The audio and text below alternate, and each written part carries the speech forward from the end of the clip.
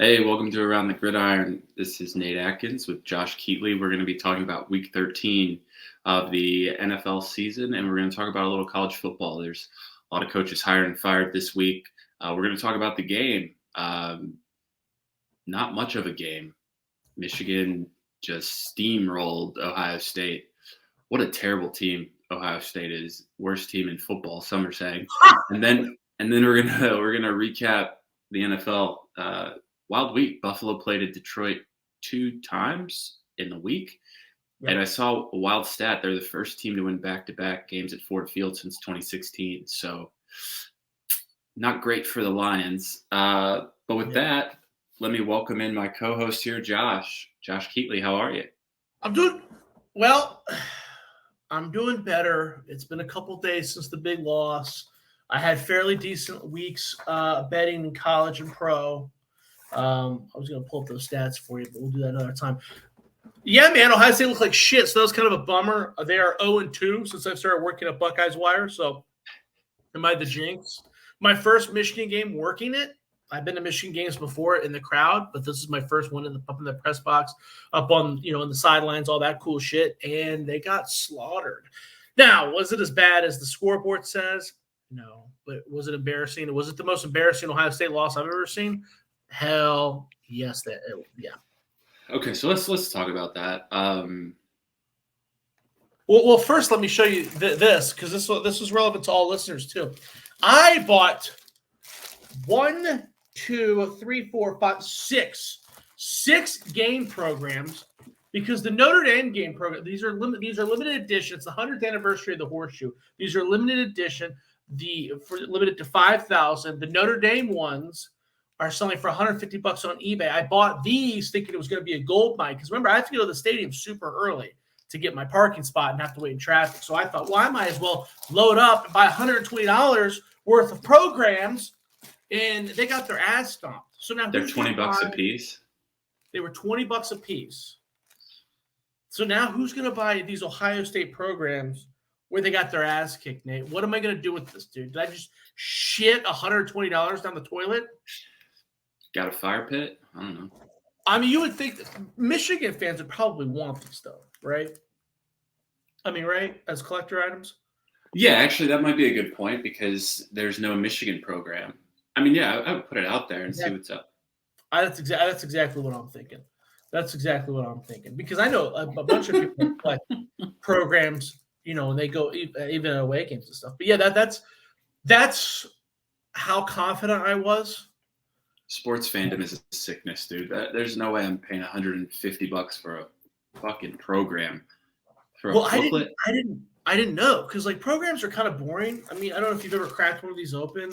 First of all, they're boring. Yeah, pretty much just advertisements, right? So I don't buy programs. Programs aren't something I collect. I'll collect like, oh, hey, the commemorative reflection of the season issue or like preseason magazines. I have a lot of those. But programs I don't really do so much. Plus, they're super fucking thick. You can't really do much with them.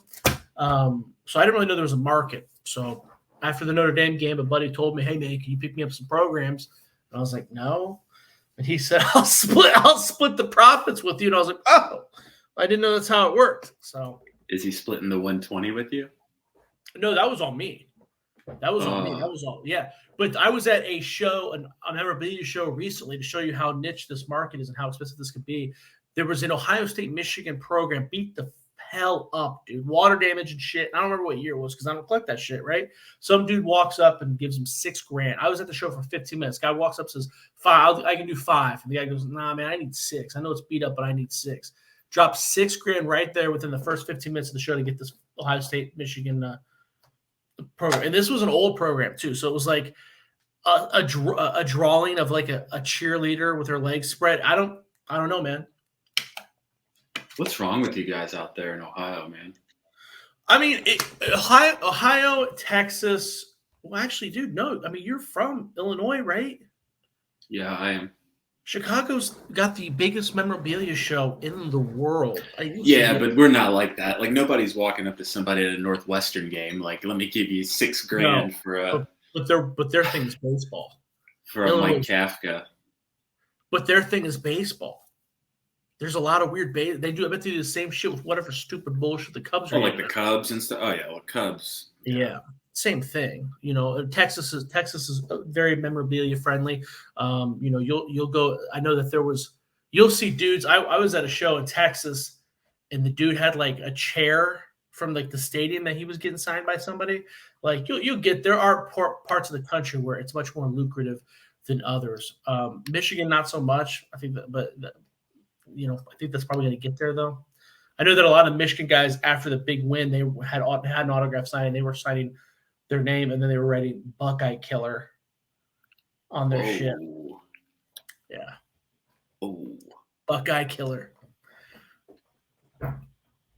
I mean, the guy did rip off 2 like 99-yard touchdown runs.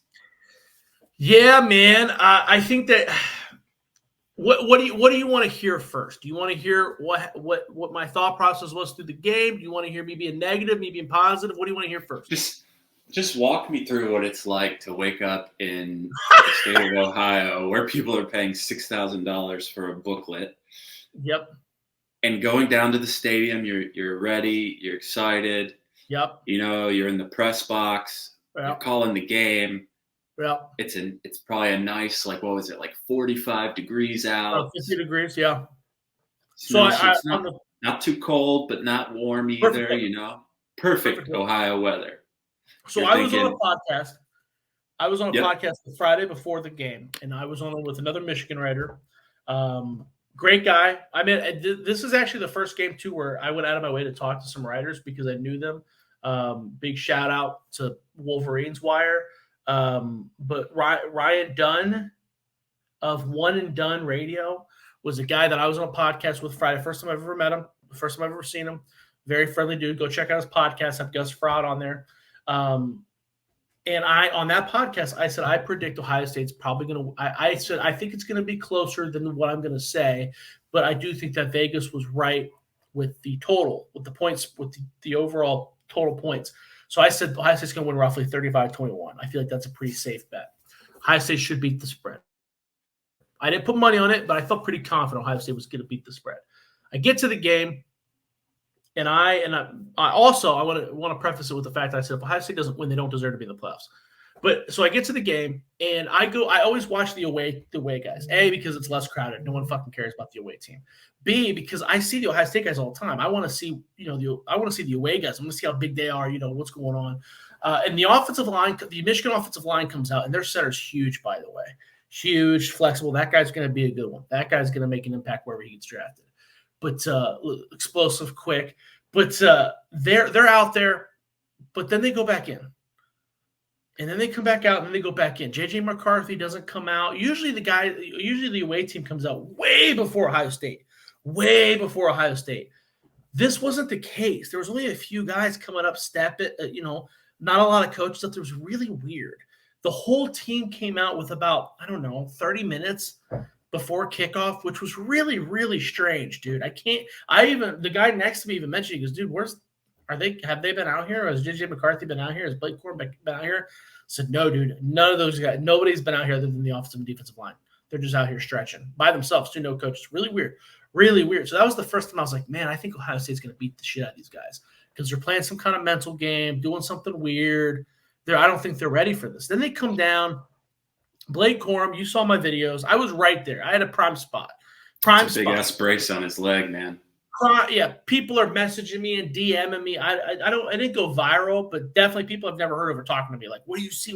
I have a prime spot because I've been sitting there for 40 minutes, dude." Yeah, he stretched right from me. Got that giant knee brace on, can't move. Looks like shit. I'm like, they're done. They're done. I was always, huh? He looked bad. Yeah, and I was always of the club where I don't want to say Blake Corum's overrated. He's a very good back. But when you're Michigan, Blake Corum is not what makes that offense go. What makes that offense go is the offensive line. And I saw that firsthand. And I think that everybody pretty much sees that now, especially with the success of Donovan Edwards, who had a broken hand, by the way. It's the offensive line that makes it go. So I have no doubt in my mind. I did want to bring up that a kid with a broken hand ripped off 2 110-yard runs against your defense. Yeah. So the Blake Corum thing didn't really matter to me.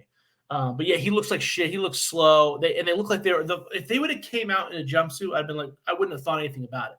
But the fact that they looked like they were going to try to shove him out there, I was like, dude, Michigan's donezo. They're donezo. The crowd is yelling. It's loud. It's so loud that my phone, like, shit's it vibrate. My ears are hurting. I've never been in the stadium that loud before. It's fucking crazy how loud it was. This is before the game. Kickoff they were at 30 minutes before the stadium was full 30 minutes before the game, dude. It was wild. Screaming at the players and shit. And the Charles Woodson comes and gives I also got a video of that. Charles Woodson comes as he was hyping the guy up, right? Yeah, but he was talking to the kid that broke his hand. I thought he hyped him up. Yes. Yeah. He was like, yo, rip off a fucking big ass run on these fuckers.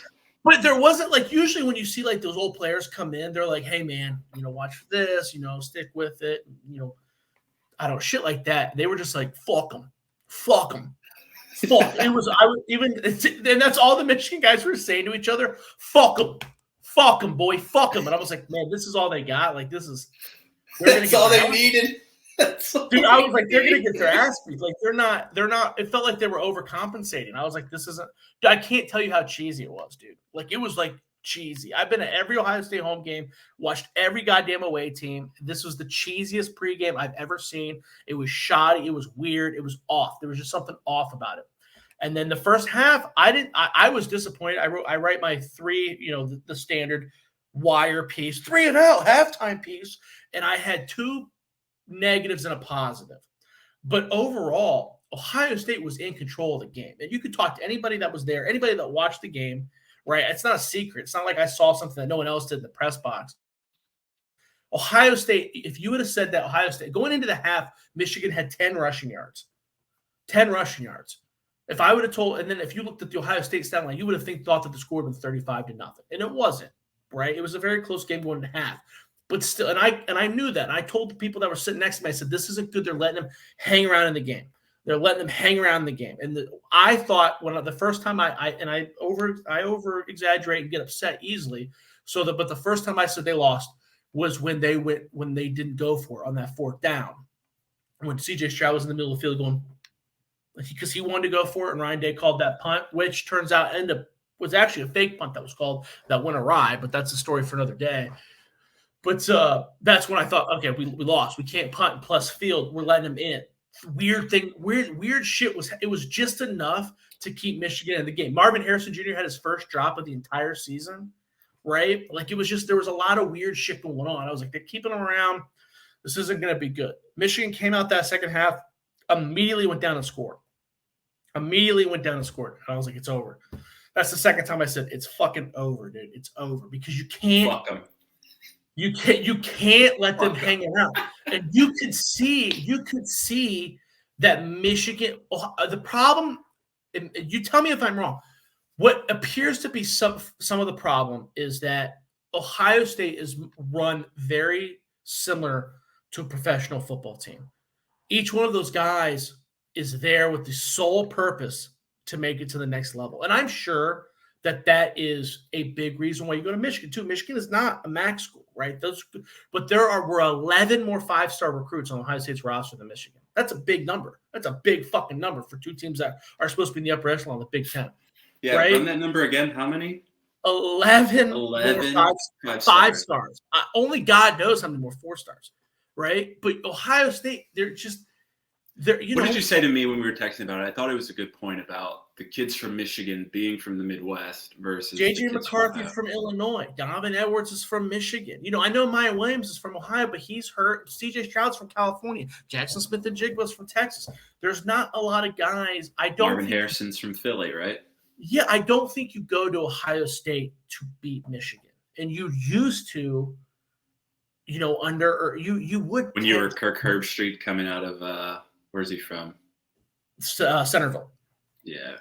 But, I don't think you do that anymore. And then another thing, too, someone said this to me the other day, and I thought it was a good point. Ohio State is built to win in the playoffs. This was me. I said this. Was that you? Yeah. Yeah. I've been saying this for a while. I think it's all these teams. Ohio State is built to beat Clemson.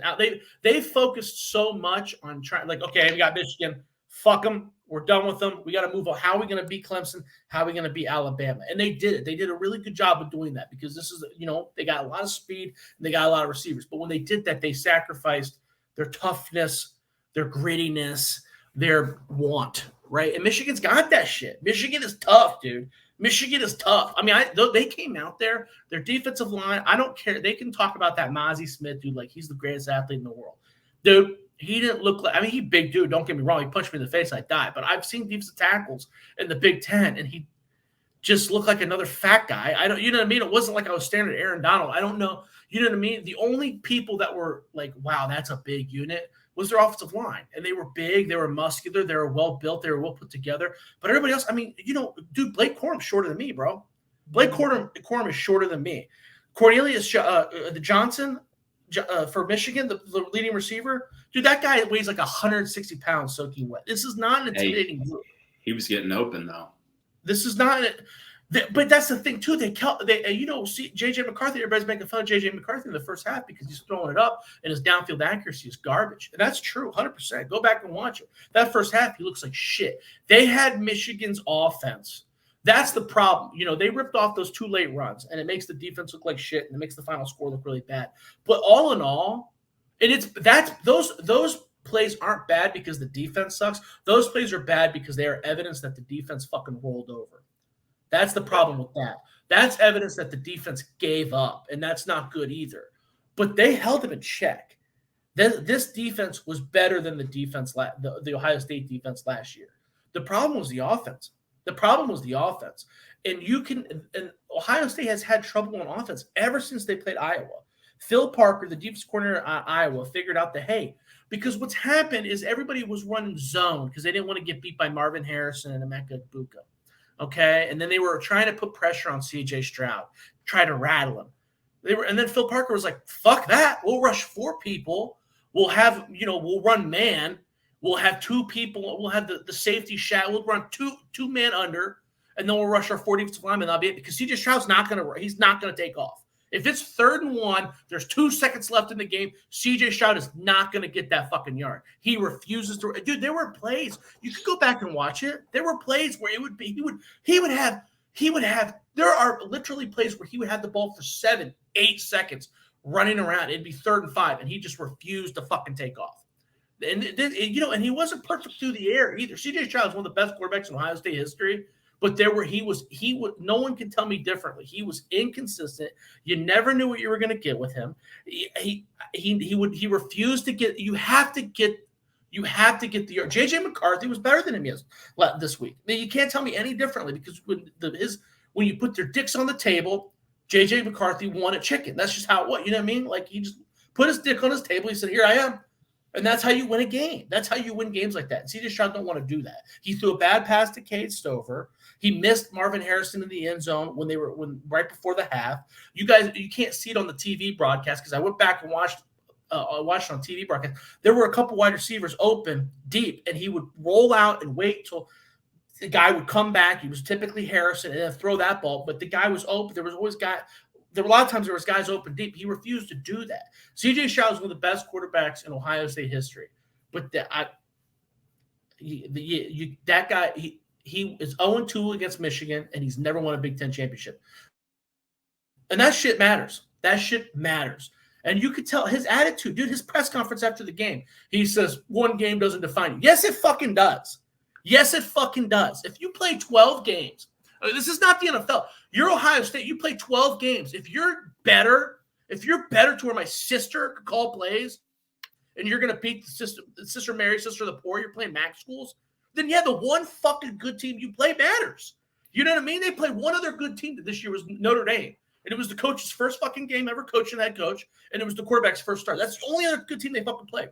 The only other, maybe you could make an argument, Penn State. But Penn State, I mean, that guy, Sean Clifford, shit down his leg. That was the issue with Penn State. It wasn't like they beat their head in either. You know what I mean? I'm telling you, if Ohio State goes to the playoffs, they're going to have fucking serious issues because they figured C.J. Stroud out. They figured this offense out. They're not going to the playoffs. All the running backs are hurt. Ryan Day, he bails. If you give he'll run the ball and then he'll have like 3 bad runs in a row and he'll be like, fuck it, I'm not doing that no more. which is not how you run. That's not how you. Unless this thing goes to 12 teams this year, Ohio State ain't getting in. They don't deserve to be in. I don't want them in. I got people messaging me all fucking week about how if TCU's out, why would you watch?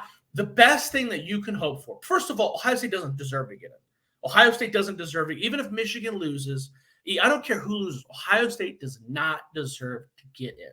They don't deserve to get in. But who would Michigan lose to? Purdue. But even that I'm ain't just happening. saying, whatever. I haven't dove deep into that game. Purdue's not as bad as everybody thinks they are. But matter of fact, I said Purdue was going to go to the Big Ten championship 6 months ago.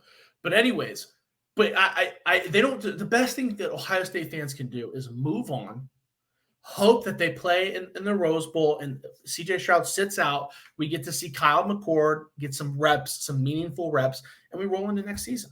That's the best. I don't think we should fire Ryan Day. That's another thing, too. Ohio State fans are fucking psychotic. I got half the fan base is telling me that we need to fire Ryan Day, go hire Mike Vrabel or Urban Meyer, which is a bad idea. Ryan Day is a great fucking coach. Great fucking coach. He just Harbaugh's got his number. This game means more to Harbaugh, who went to Michigan, is a Michigan man. Ryan Day is not from Ohio. He hasn't figured it out yet. It's in his head. But there's still time. Fuck, Harbaugh was born on third base, baby. Dude, I mean, Harbaugh lost like his first. He's the only Michigan coach in that program's history to lose like his first 4 games against Ohio State. You know what I mean? Yeah, he's going up against Urban Meyer, who's like a god coach. Ryan Day beat him once too. I don't think it's impossible. With Urban's we saw players.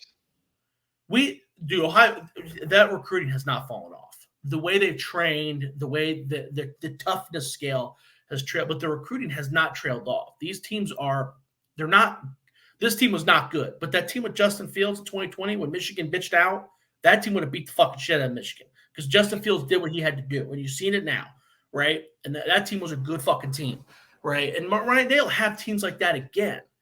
I'm not worried about Ryan Day, but he does need to be on the hot seat because if they lose to Michigan again, motherfucker needs to be out. Motherfucker needs to be out because you can't do it 3 years in a row. But to act like they need to fire him now is insane. But then I got this other group of people message me saying, well, this is still a really good team. They could squeak into the playoffs. 90% of our team goes out to They pray after the games. That's right. What the fuck do I care if they pray, dude? What the fuck? Religion's a beautiful thing, but I don't give a fuck if they pray. I want you to win that fucking game. That's what I fucking care about. I don't give a shit. You know what I mean? What a stupid fucking comment. Oh, they're good people. Cam Babb scored. Yeah, I know Cam Babb scored. I don't give a fuck. It's a great story. Great story, Cam Babb. It is. It's a great story, but at the end of the day, it's not beating Michigan. I don't what the fuck you want me to do? You know what I mean? I can't just. What do you mean? I can't just let them suck because they pray. What a stupid fucking comment. The Michigan dudes prayed too. I saw a lot of them praying. But they're whooping ass too. You know what I mean? There's just a different swag group. They're planting flags and shit after the game. That shit shouldn't fucking happen. And Harbaugh's promoting that shit. After the game, he's like, put the flag in the museum. That shit shouldn't happen. Even after getting your ass beat. Someone needs to go over there and punch him in the fucking face. Ohio State's soft, dude. That's really all it comes down to. They're soft as shit. They're very soft. They fold. Soft make. I hate using the word soft because they can't handle adversity with shit. They're bitch made, dude. There's a bump on the road. There's a bump on the road, and they're like, we're done. We're done. I can't score. I can't score. We're done. That's pretty much CJ Stroud. Yeah, look, I've never been a big fan of CJ Stroud. He's great. I don't want to shit on him, but but everything I'm saying is just all right. He's just all right. And early in the year, people were like, "Oh, CJ is going to run away with the Heisman." And there's this guy Femi. He works for VSiN, and I was like, "Dude, give me the field." Yeah, he's like, "I love it." Yeah, Femi's great. And he's like, "Oh, you want the field?" He's like, "CJ's going to walk in." I'm like, "Dude, it's like 4 games into the season. Give me the field," because I'm like, he's going to shit the bed on one of these games. And I said, "Give me Caleb Williams" at the time, and I was riding with it. Caleb Williams lost. I forget who USC lost to. Was it Utah? Utah. So they lost to Utah, and I'm like, shit, all right, there goes Caleb Williams. Then I'm like, maybe give me Hendon Hooker, right? Hendon Hooker loses, then ACL tear. Now it looks like CJ's back. And I'm just like, holy shit, CJ Williams is going to win the Heisman. People started talking about Drake May. He doesn't play for a big enough team on a big enough stage. They're not going to give it to a quarterback in North Carolina. They lose too much. And he's just not good enough. Yeah, and he's not good enough. Like Lamar got it at Louisville, which is a small school, but he was unreal. Yeah, for they maybe have one loss. Yeah, I don't think it's my point with the Drake May thing is I don't think it has anything to do with Drake May, whether he be good or bad. They lose too much, right? And he's not, and I don't think he's doing. I think this year especially, if he was like blowing the doors off of teams with like old like Timmy Chang, Ty Detmer numbers, yeah, but he's not. He'd probably still win it, right? Yeah, he'd probably still win it with the multiple losses, but he's not. He's good. But they're still losing, and it's like, yeah. But CJ Stroud is immensely. He's much more talented than Hendon Hooker. It's okay. He may not be more talented. Pure talent wise, you have to admit he's more talented than Hendon Hooker by a fucking mile, right? Yeah, I mean Hendon Hooker's 45 years old. But it's just there's certain things that Stroud refuses to do that you have to do to go to the next level. Or that when I watch CJ Stroud, and I don't watch a lot of Ohio State, and nearly nowhere near as much as you. I rarely see him make throws that I'm like, holy shit. He just seems like a guy that doesn't really make bad plays, right? Like, excuse me. Yep. I'm not saying he's a game manager, but his style comes off almost like a game manager. Like, I'm never like, holy shit, look at this throw CJ made. It's more so of like, 100%.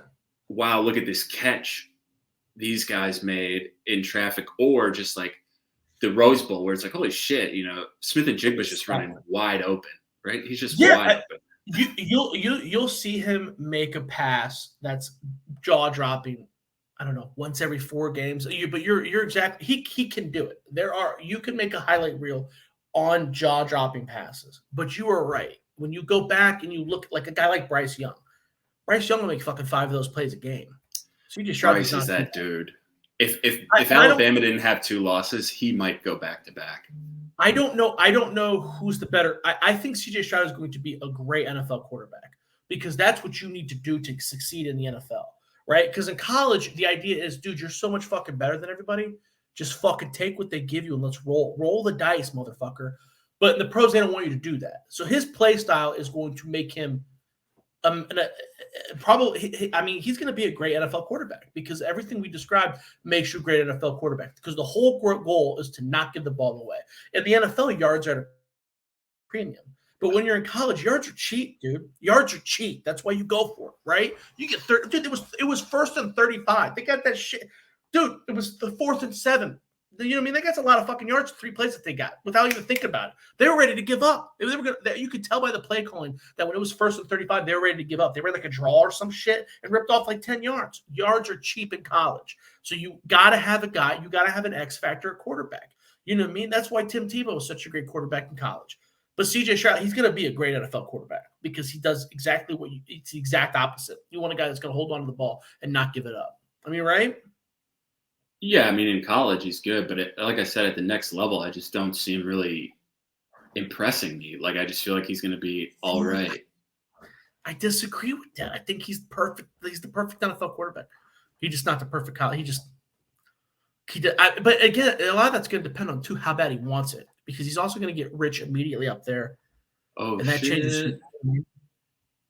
I got money on Hofstra right now. I took Hofstra on the money line plus 138. Marquise and Colson. They're an OT. Yeah, Marquise Colson. Except now they're called the Hofstra Pride. I forget what their old name was. They're no, they don't have a football team anymore either. No, they're down 2 to George Mason in OT. This guy's at the free throw line right now with 46 seconds left. I think he's in a 1-1. Giovanni Carmazzi went to Hofstra too. Shout out to him. He got drafted over Tom Brady. Yep. Yes, there we go. There we go. But that's the Ohio State. I didn't like how he handled the press conference. I don't know where you go from here. He's got a lot of new coaches. But I mean, I don't think it's the end of the world. But Look, here's how I feel about the kid, dude. You drive around in a fucking Lamborghini or whatever it was he's been driving around in. You better fucking win that game. That's it. Like, all the money you're getting, all the stuff you're getting, win that game. Doesn't matter about everything else. Win that game. You're right. You're right. Like, you know, and he's like, oh, people will say, you know, I never won the game, and I understand that. And it's like, yeah, dude. Fuck like, yeah, they won. It's like, then come back another year and win it. Like, what do you mean? I don't understand. Oh, you called a foul on that?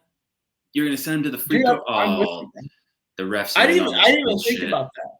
I didn't even think about that. That's his choice. That's his choice. Yeah, he doesn't have to go pro, right? If it matters, and I think this was your point, right? Like, he's a California guy or he's a Texas guy or whatever he is. He's not an Ohio guy. He's not a Midwest guy. It doesn't matter to him.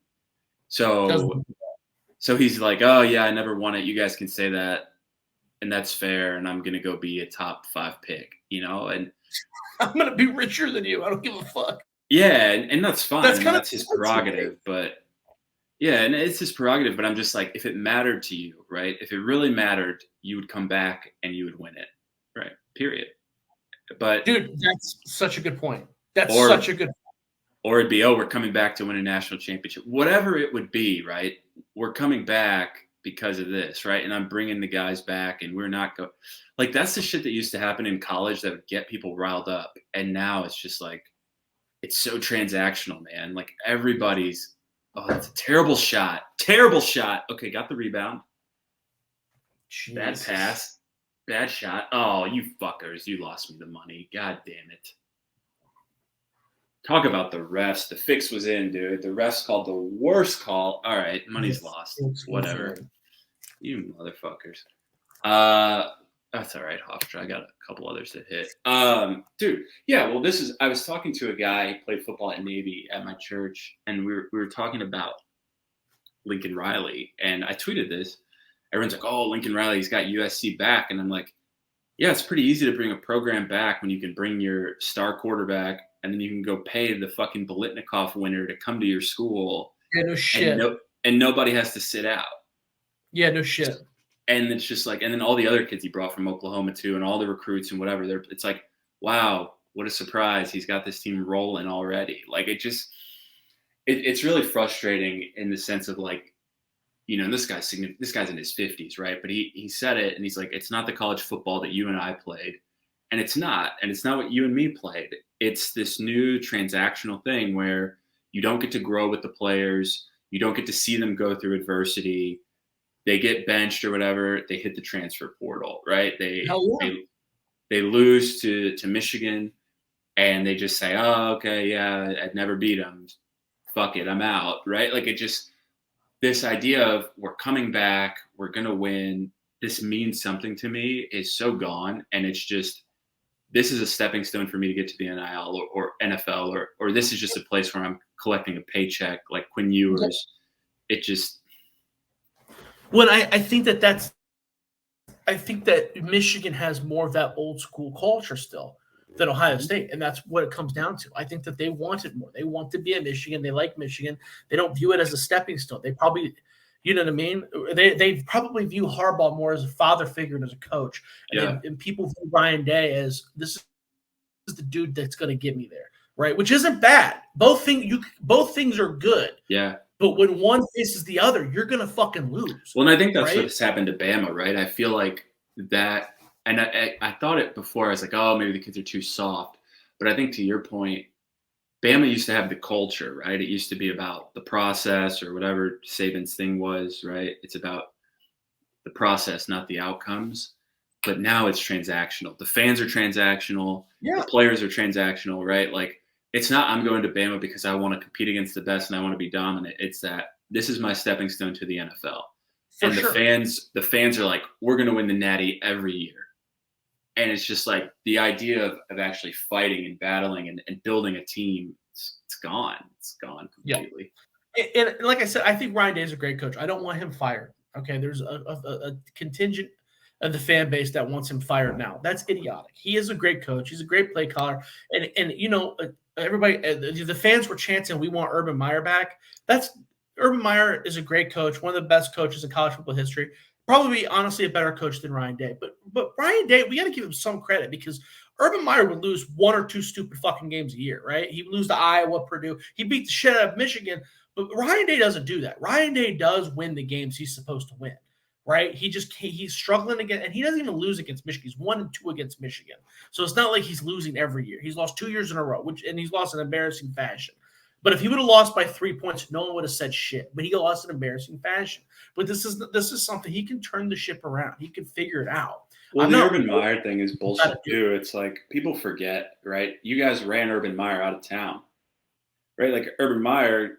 Yeah. Remember the meme where he's sitting on the cart eating Papa John's all sad and shit? Like, dude, you guys ran him out of town, and now it's like, oh, come back, Urban. It's like, well, just the wishy-washy nature of college. Like, that's what I mean. It's not just in the players, it's in the fans, it's in everything. And this idea of like, what did I text you? I'm like, every team is like the equivalent of thinking like they should be the CEO at their company. Like everybody is like, we should go undefeated every year. We should be in the national championship every year. And it's just like, it can't happen that way. There's got to be bumps in the road. There's got to be ups and downs. Like, how do you have that's why I'm okay with Ryan Day losing this year, right? But the fans are 3 years in a row.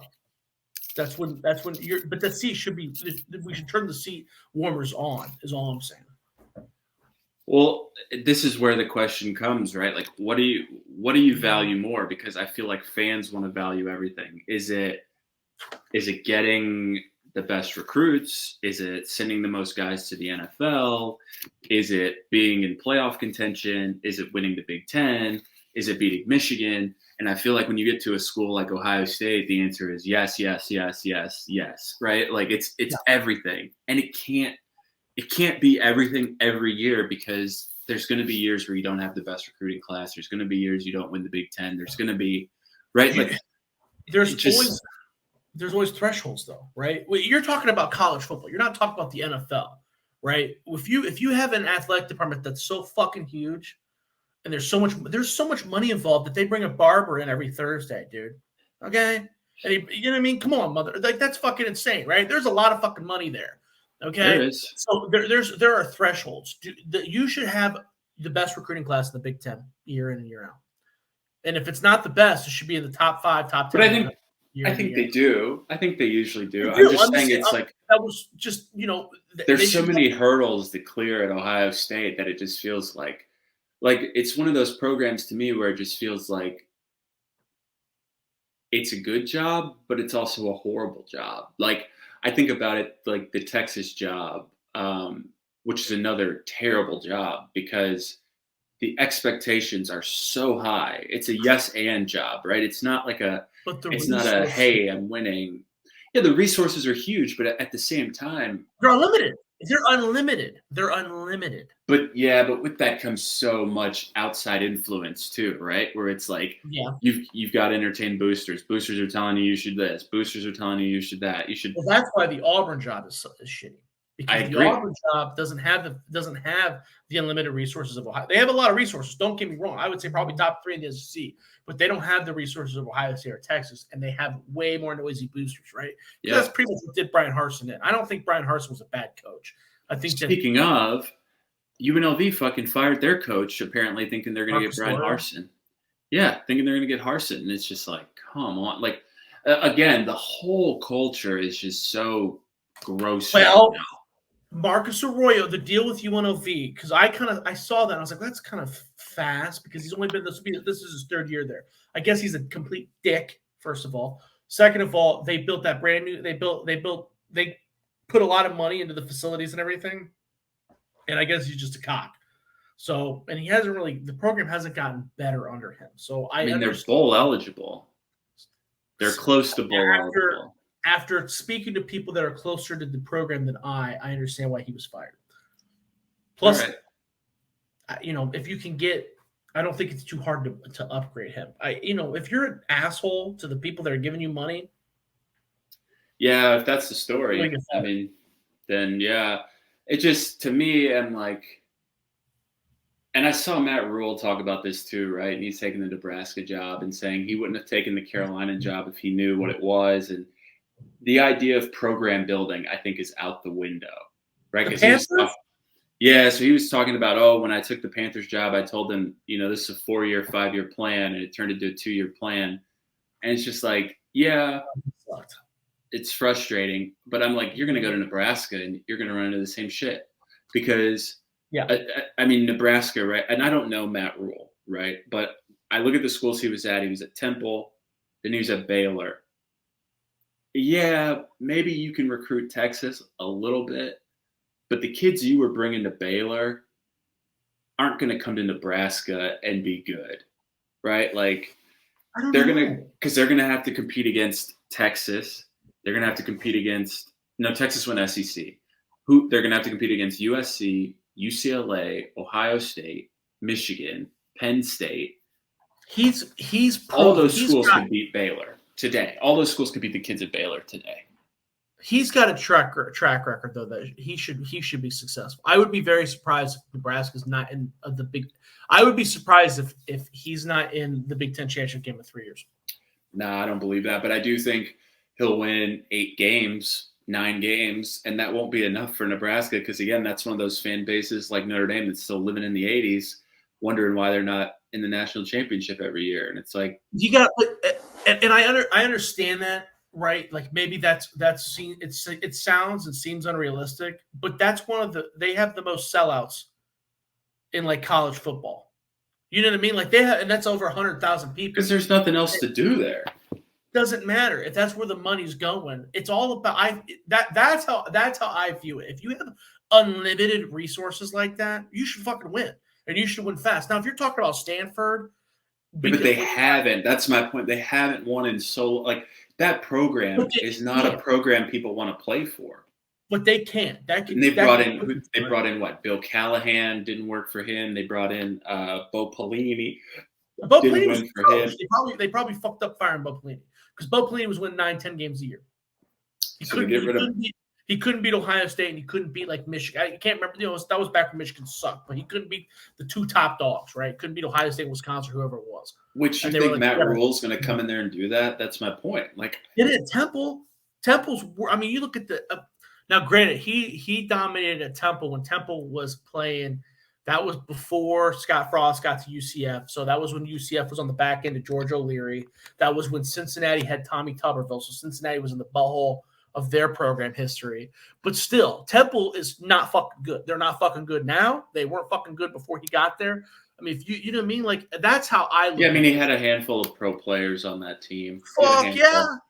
There's probably the most pro players in Temple history came from his stint at Temple. And they won games. They won championships. Look, I think he'll win. I don't think he's going to win the Big Ten. And I don't think I didn't say he was going to win the Big Ten. I don't even think he's going to get to the conference championship. It's going to be too hard. Do you think that when you rank the Big Ten, right? So at this point, do you think that could you see if you're ranking the Big Ten teams 3 years from now? I see me pitting Nebraska. I see me putting Nebraska in the top 3. You don't see that over USC. I don't know. I don't know who the top 3 teams are going to be. I could just see him. Ohio State, USC, Michigan. I don't know. I could just see him being up there. I feel like Nebraska's going to be up there. Nebraska's going to be competing. Top 10, maybe top 5, maybe. I think he's a better coach than James Franklin. I think he's a better hire. Is he a better recruiter than James Franklin, though? I don't know. I don't know because he recruited guys at Baylor. He recruited guys at Temple. I don't know. I don't know. Franklin is a legacy. I mean, if you look at the kids that Franklin's recruited, just looking at recent memory, you got Saquon. But they haven't won shit.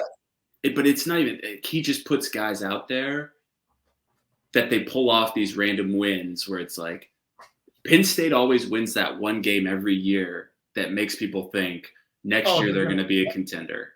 But they never are.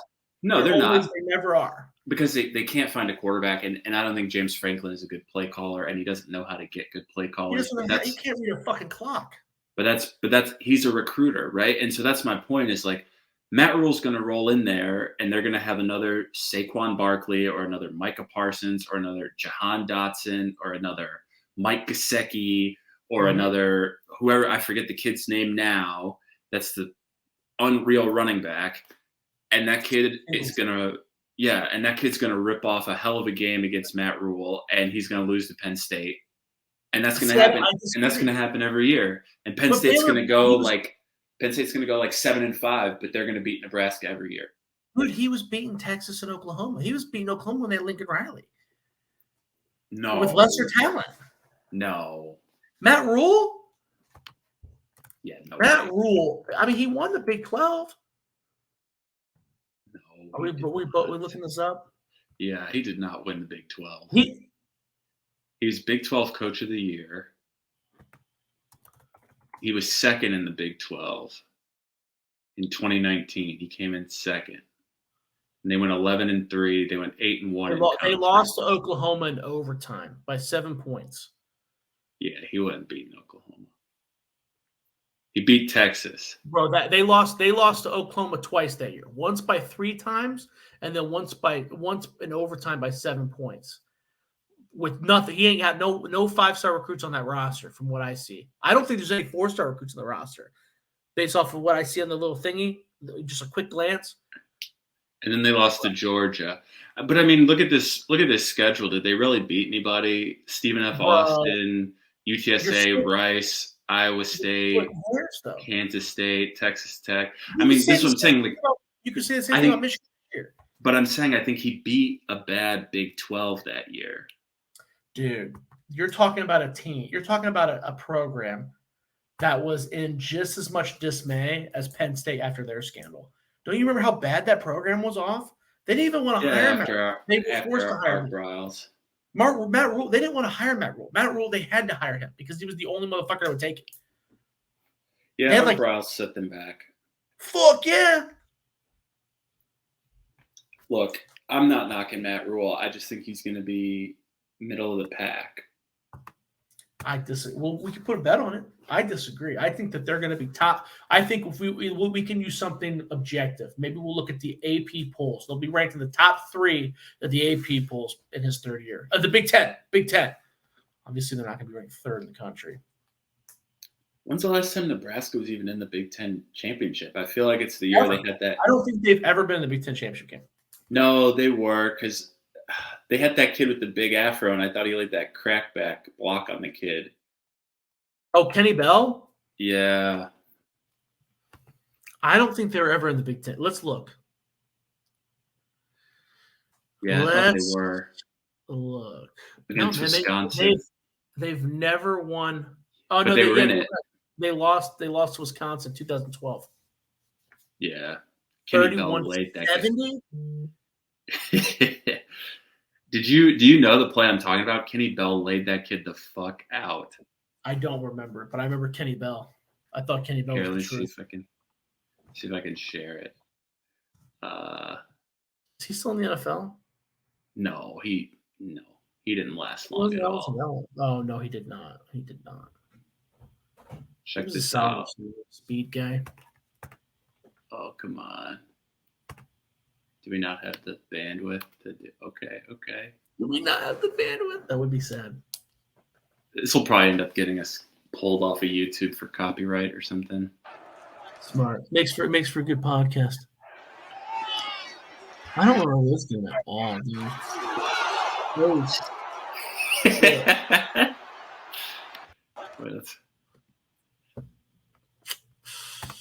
Kenny Bell. They went on to lose 70-13. Dude, they put the rule. They called it the Kenny Bell rule after that. Like no crackback blocks. Really? I didn't know that.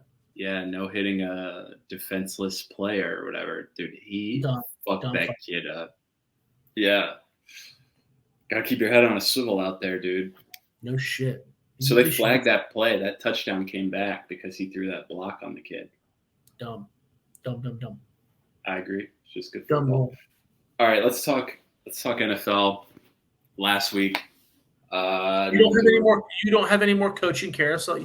You were the one that said talk about a college football coaching carousel. Well, yeah, but I'm like, fuck, we're at an hour and I didn't want to go super long. But okay, how about this? We just won't talk NFL this week and we'll just keep talking college coaches because Hugh Freeze. Good hire. Amazing hire. Because now Now with the NIL, all that shit he was doing before, totally okay. Well, I think he was banging prostitutes too. All right. But I'm talking about the paying the players and having to vacate wins. Yeah. All that's allowed now, right? I mean, it was allowed under the SEC. Under the SEC, it was allowed. I think he got fired for banging prostitutes, right?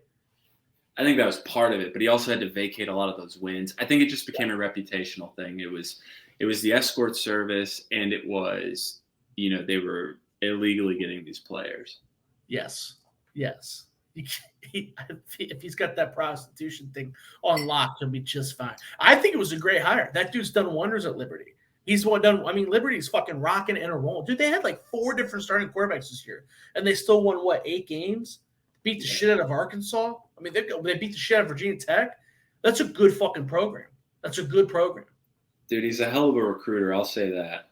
And and it's not just people talk about the quarterback from Tennessee. What's his name? Hendon Hooker for the Titans. Malik Willis.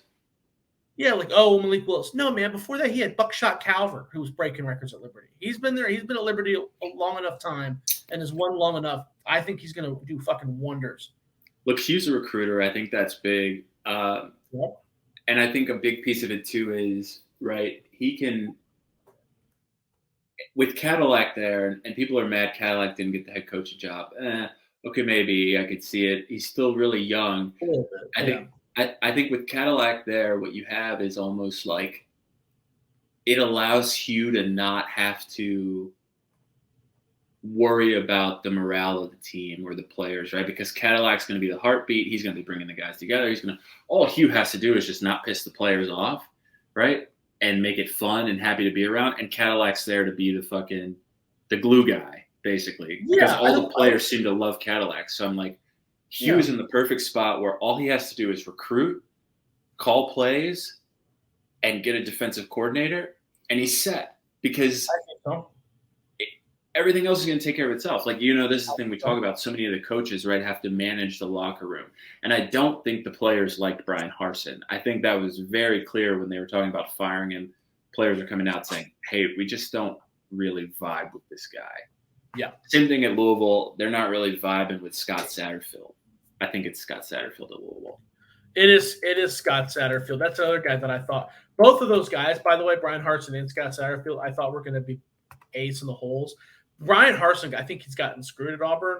Scott Satterfield, though, it's weird. It's weird things. So from what I've heard from people around the Louisville program, right, like he came in and he started putting in all these rules like, hey, no do-rags in the facility, no baggy – no, Satterfield. Like, no baggy pants in the facility, whatever. Like, all of these very, very, draconian, stupid rules that aren't going to make you a better football player.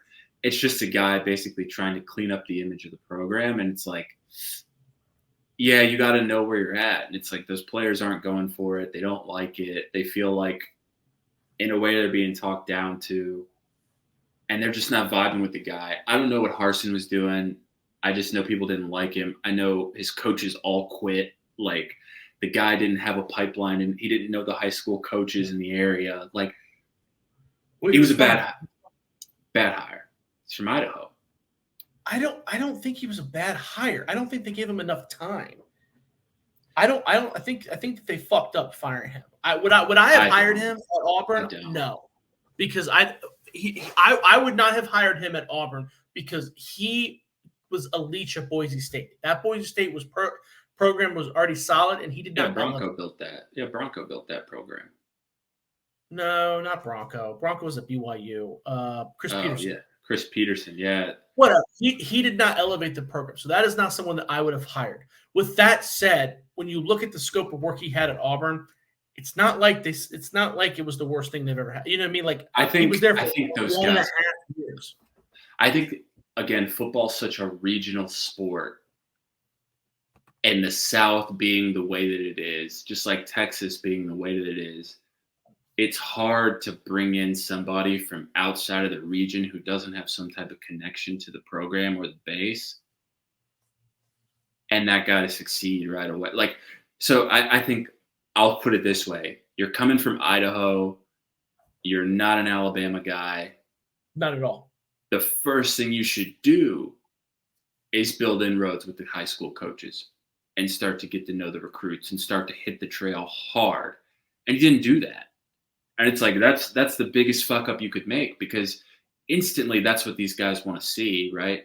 This northerner, this guy's coming in from wherever they view him as, and he's not taking the time to come get to know us. He doesn't want to know us. He doesn't want to know our players. He doesn't – what, he's going to bring his fucking kids from Idaho out here?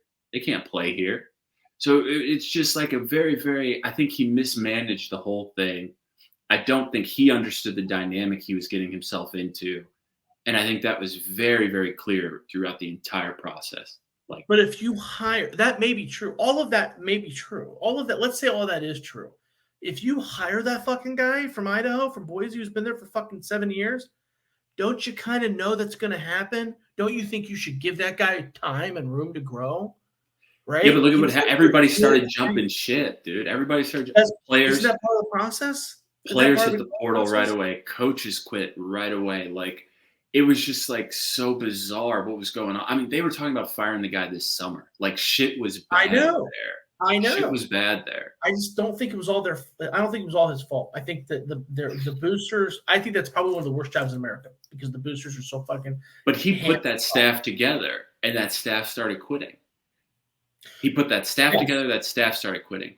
Those players got around him for a little bit, and they started quitting. Like, everybody got around that dude, and they were checked out. And he left, and Cadillac took over, and you could just see – the spirit of the program rise. They started playing harder. I mean, they won a game, but they still got crushed by Bama, but they just had more energy. They were so flat playing for the fucking guy. And then I don't know that this matters, but when Bo Nix, no matter what you think about how he played, is a legacy fucking kid, and he jumps ship to go to Oregon because you're the coach, that's going to piss some people off. I mean, that's a local boy fucking getting out of town. Well, he jumped ship because he was getting benched. Should he have gotten benched? Look at what he's doing at Oregon. I don't know. That's a good question, but again, these are all things that I don't know if Brian Harsin should be taking full blame for. Dude, he's a fucking Alabama kid. His dad played at Auburn. He was terrible. You saw it. He was terrible. He was really, really fucking bad. His dad played at Auburn. His dad is a high school coach in Alabama. He was bad. You saw it. I saw it. Everybody saw it. He was bad. They played the fucking kid. What's that kid's name? The black kid that ended up transferring like Jacksonville State or some shit. That guy was better. Dude, and if I look at Bo Nix right now, he's got 3,400 yards passing. Yep. Almost 30 touchdowns and 6 interceptions. Looks like a different person. On a team that's only lost 3 games this year. That shit happens. I mean, look at Joe Burrow, right? You know, I just, that guy was bad. Should Harsin have stuck with him? Maybe if people said the same shit about who was the Florida coach last year? Dan Mullen? Dan Mullen. Like, oh my God, why did he bench Anthony Richardson? That's why Dan Mullen got fired, because he can't identify talent. Look at Anthony Richardson. Well, we see, you know, Anthony Richardson is maybe the most inconsistent quarterback in college football. Great player. Great fucking player. But why? Bo Nix has 2 400-yard passing games this year. Yeah. Yeah. He's going to probably be in New York. And that's where it comes down, where it's like, was Harsin the problem? Was Auburn the problem? Like, who was the problem? Why can't it just be that he needed a new place? You know what I mean? Like, Hendon Hooker didn't light up Virginia Tech. Fuck, they benched Hendon Hooker for that fucking tall, gangly white guy who sucked. What's that guy's name? I don't remember. I don't follow Tech football. But, yeah, I get it. My point is – well, maybe. I don't know. But Justin Fuente also got fired. He got fired last year. Yeah. My point being – I don't think it's just – I think these things are so incestuous in a way where it's like it's a good old boy network, and you've got this fucking kid. He's from Alabama. He won Mr. Alabama. He's a legacy kid. He was good. He showed flashes of being good. Somehow this new coach who ain't from Alabama, he's not one of us, ran our boy out of town, and now he's out at Oregon fucking lighting it up. Maybe. You don't think the boosters? You don't think the boosters are saying that shit every fucking day to each other? Like, oh, for sure, they for sure. But that doesn't make it right. That's all I'm saying. It definitely happened. I think that he just got shafted, and I think at any other school they would have given. I think that Auburn. You were talking about expectations, and Auburn's a great school. Auburn can win a national championship. That is not a poverty program. But they want you to win a national championship. They want you to beat Nick Saban now, and that's not going to happen. Does that make sense? Hugh Freeze is from? Where's he from? Mississippi. Mississippi. Yeah, that makes sense. He coached at Ole Miss for what, 10 years? He spent his whole life basically in the South. He started at a high school in Tennessee, then he went to Ole Miss, then he went to this school at Lambuth. Never heard of it. But it's another school in Tennessee. Then he went to Arkansas State. Then he went to Ole Miss, Liberty. And he's a Southern boy, right? He's a Southern boy. So it doesn't surprise me that he's a Southern boy. And then Cadillac, who they loved, right, is not just a former player, but another Southern boy. It's how these guys are, man. Like, it's how they are. Well, whatever. I think it's a great hire. I just think that Brian Harsin. I don't think Northerners. I think Northerners come down there and they fuck it up half the time, with the exception of Nick Saban. I think they fuck it up. Brian Kelly. Two best coaches in the SEC from the North, bro. You lose to Jimbo Fisher, who lost to fucking UMass. Bro, Brian Kelly. UMass. Texas A&M lost to UMass, and LSU went in there and got fucking cooked. This season has proven anything except Brian Kelly's a good fucking coach, bro. No. Brian Kelly's a great coach. What are you talking about? No. Oh, my God. Look at you. By the law of association, Brian Kelly got beat by UMass. I will bet you that LSU is one of the top 3 ranked SEC schools next year. UMass. Okay, UMass didn't beat Texas A&M. Maybe I'm wrong. Oh, the JFK Bowl? Who did Texas A&M lose to where the fans just like left the stadium? Was it Appalachian State? No, it wasn't App State. They lost App State this year. They did lose to App State. Yeah. You might be thinking of Miami losing to Mid-Tennessee State, where there was like 3 people in the stands. Both those schools. Car salesman, bro. I don't know who they lost to, that it was like people – well, Florida boat raced them. Maybe it was the Florida game where they were just like, we're out of here. And then UMass, they beat UMass. Well, there was only like 3 people in the stands for UMass too, though. Because that was like 2 weeks ago. Yeah, because UMass was 10-3 at halftime. They couldn't even like run it up on UMass. Yeah. Look, that's the game, yeah. But then they go to LSU and beat LSU. It be that way sometimes. Brian Kelly. Look, I think Brian Kelly. I think Brian Kelly's a good, not great coach, and that's how I feel. Like I think he'll lose a game that he shouldn't every year. I think anytime he gets into the big games, he chokes them away. I mean, they lost to Florida State this year, and they shouldn't have. That's fair. But you said he was a good coach. I can be either. He may not be an elite coach, but he's a good coach. Yeah, he's good. I think you bring him in if you, again, want a team that's going to win 9-10 games a year. I think he's probably a top 15 coach. Yeah, I don't think he's a bad coach. I mean, for all of his personality and whatever, right? I understand that it would be it'd be amazing if you could get a good coach and a good person at the same time, but it doesn't always work that way, right? Like, me and my family. There's just a reality sometimes where it's like you get a good person and a shit coach, or you get a great coach and a shit person. And sometimes, if you're lucky, they're good at both. But that's very, very rare that they're good at both. And I think that's why I like Ryan Day, because I think Ryan Day is a genuine good person. And he's an okay coach. Versus you have Urban Meyer, who's a shit person and a great coach. Well, we will see if Ryan Day is a good coach. The jury is still out.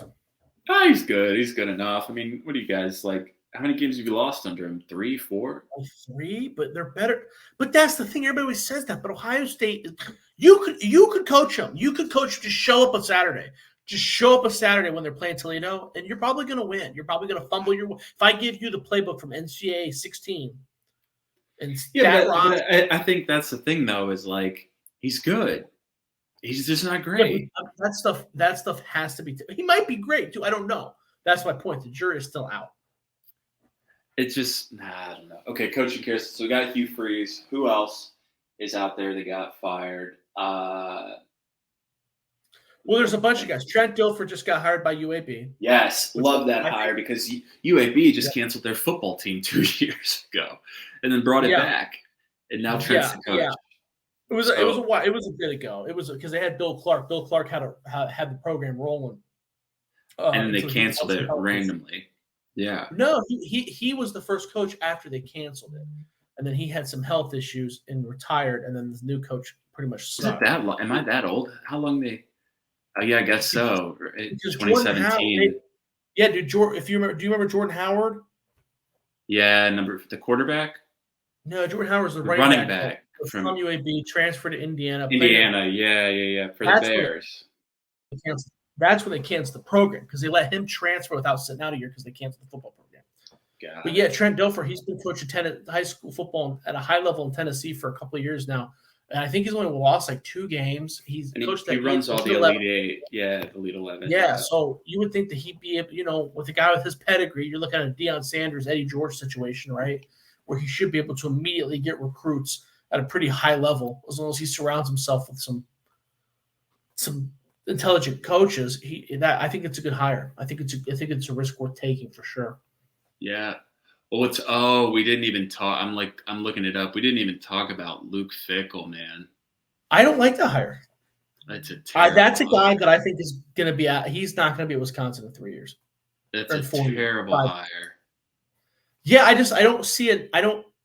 When you go to a place like Cincinnati, that is the most talented team in that conference, pretty much year in, year out, historically, right? So he met expectations. But I don't think he elevated the program. He elevated the program because he went undefeated. They let him in the playoffs for sure. But that was 1 year. But I mean, he's always he struggles with UCF. Lost to Tulane last week. You know what I mean? And he's far more talented than them. I don't know how. You go to Wisconsin. You got to recruit against Ohio State. Right now, Cincinnati, you're getting Ohio State scraps. When you go up to Wisconsin, you're. I think he missed the boat on going to Notre Dame, Luke Fickell. Oh, he froze. All right, so Josh is. So I don't know what he's going to say until he comes back. Are you back? I'm back. What the fuck happened? I don't know. Your internet dropped. There's no way it was me. Was it me?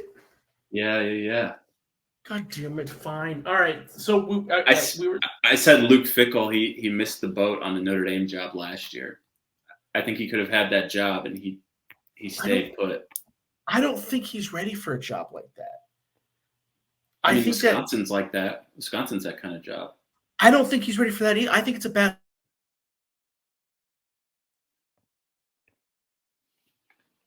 All right. There we go. Are you coming back? I think you keep freezing here. Cincinnati is perennially the most talented team in the AAC without even trying. They get the scraps from Ohio State. They get the second best recruits in the state, and they dominate. Well, that's what he's going to bring to. That's what he's going to bring to Wisconsin. That's not what they need. They need someone who's going to elevate, and I don't know if he's ready to do that. He can. I think he's a good coach, but I would have liked to see a bit more. Right? But Wisconsin's been running the same style program for 50 years. 50 years. So he's going to bring in a bunch of gutsy, scrappy kids from Ohio and maybe parts of Texas. And man. See, I would have if I was run the same shit. Willie Fritz would have been a better candidate for me. That's a guy who took a team that was less talented in Tulane. He outcoached guys like Luke Fickell with shittier talent, and then he was able to up the recruiting at Tulane at a gradual pace. That's a guy that I think would go to Wisconsin and do really well and compete with Ohio State, and it would be long lasting. Luke Fickell hasn't shown me that he can do that. I don't know why they think he can do that, unless it's I don't know. I don't know what the thought process. I mean, he's the name. He's the guy out there. I think that's the biggest thing. I think he's out there. Kiffin wasn't moving, and I don't know that Kiffin's going north anyways. But Kiffin's not moving. I don't want Lane Kiffin. If I'm an AD, I don't want Lane Kiffin anyways. That's another guy where I haven't seen.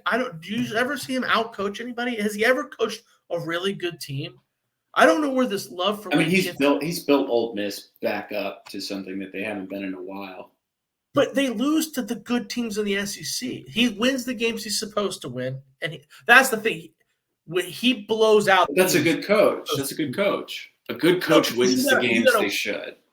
But to elevate, but you don't want that. You want a team. You got to get a coach. But it's Ole Miss. They don't elevate. They just want to be competitive, dude. They can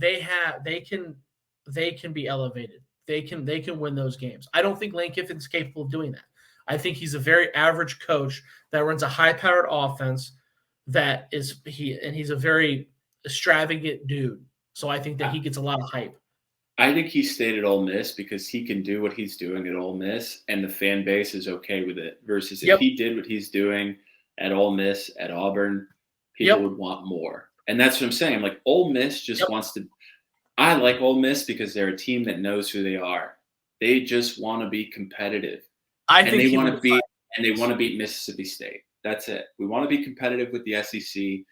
Let's not get blown out by anybody. Maybe let's upset a team in a time or two. Hey, we played Alabama within a field goal, so that was great. And that's where they want to be. I think Lane Kiffin will be fired from Ole Miss. Maybe. Has Ole Miss ever won a national championship? Oh, I don't think so. So, I mean, there's no real expectation at this program. I mean, I don't know if that's true. I mean, they were a bottom barrel team for a long time. I mean, Eli Manning went there out of respect for his dad, but he probably should have went somewhere else. I don't know. I don't know the history of Ole Miss. I know they're in the SEC and they have a lot of rich donors.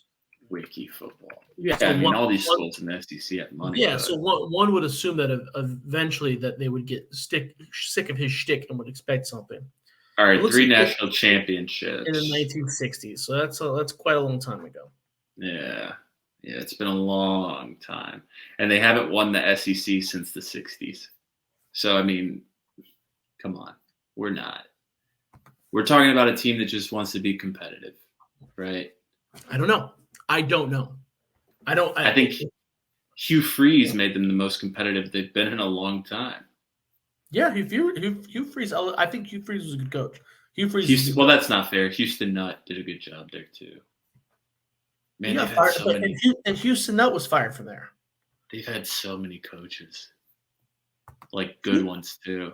Houston Nutt was fired from Ole Miss too. So David Cutcliffe, Cutcliffe got fired. He went 44 and 29 over 5 years. He got fired. Ogeron got fired. Ogeron sucked at Ole Miss. He was terrible. Is that true? Yeah. In 2007, he went winless in the SEC for the first time since '82 and ended the season at 3-9. Then they hired Houston Nutt. Yeah. I don't know. I feel like I don't know. That's before my time. That doesn't feel like you because I don't think Orgeron's a bad coach. I think that if he was given more time he was there. Matt Luke, I forgot about Matt Luke. Yeah, me too. He stunk. But yeah, look, I just think in general they just want to be competitive. They just want to win 8-9 games, and that's what you get with Lane. And I think Lane has realized after going to USC and the expectations that were there and him not being able to meet them, and then going to Tennessee, I think he really stayed away from Auburn because of what he learned at Tennessee, right? And Tennessee is very much an Auburn, where there's a ton of money, there's really high expectations, and it's hard to win there. Now, I'll give Heupel credit. He's turned it around. But how many coaches did it take for Tennessee to get to this point? I think that any college program, if you went just like Nebraska with Bo Pelini, just like Minnesota with Glenn Mason, you see it time and time again. Those are just the two Big Ten coaches that I thought of. Where if you go eight, it's just like Jeff Fisher. If you win 8 games every year, eventually they're going to be like, okay, dude, win the 9th one. And that's what Lane Kiffin is. Lane Kiffin is, I don't see him ever winning the SEC. And he's always going to but then what happens, right, is to your point, you fire that coach, you fire Bo Pelini, you fire Glenn Mason, and you don't win 8 games anymore. For sure, but that doesn't mean it's not going to happen. And you're desperate. It's just cycles, man, right? Like, this is what happens. You fire a guy like Lane or someone that's winning 8, 9 games, and you're like, oh, he can't win us the big one. So you put in some guy who's going to be flashy, and then probably with those recruits, he wins 10 games. And then from then on, he never gets fucking close to that again. And you're like, oh, we just need a guy that can come in and fix the program. And then you get another guy who stinks. And then you get a guy like Lane who starts winning 8 games again. And everybody's like, holy shit, yeah, we're winning 8 games. We're competitive again. This is great. And then after a few years of that, they're like, oh, we got to get this guy out of here. Like, but that's how it works. You watch fan bases and teams go through this every time, and it's like, that's how it works. Sick cycle, though, is my point. It's like, this is why the days of like, and I won't throw out the one name, I will, but like a Bobby Bowden, like you can't have a Bobby Bowden or coaches like Bobby Bowden anymore because teams are not allowing you to go through the ups and downs of running a program for decades. Well, like it's just. Yeah, I guess Harbaugh's a good one.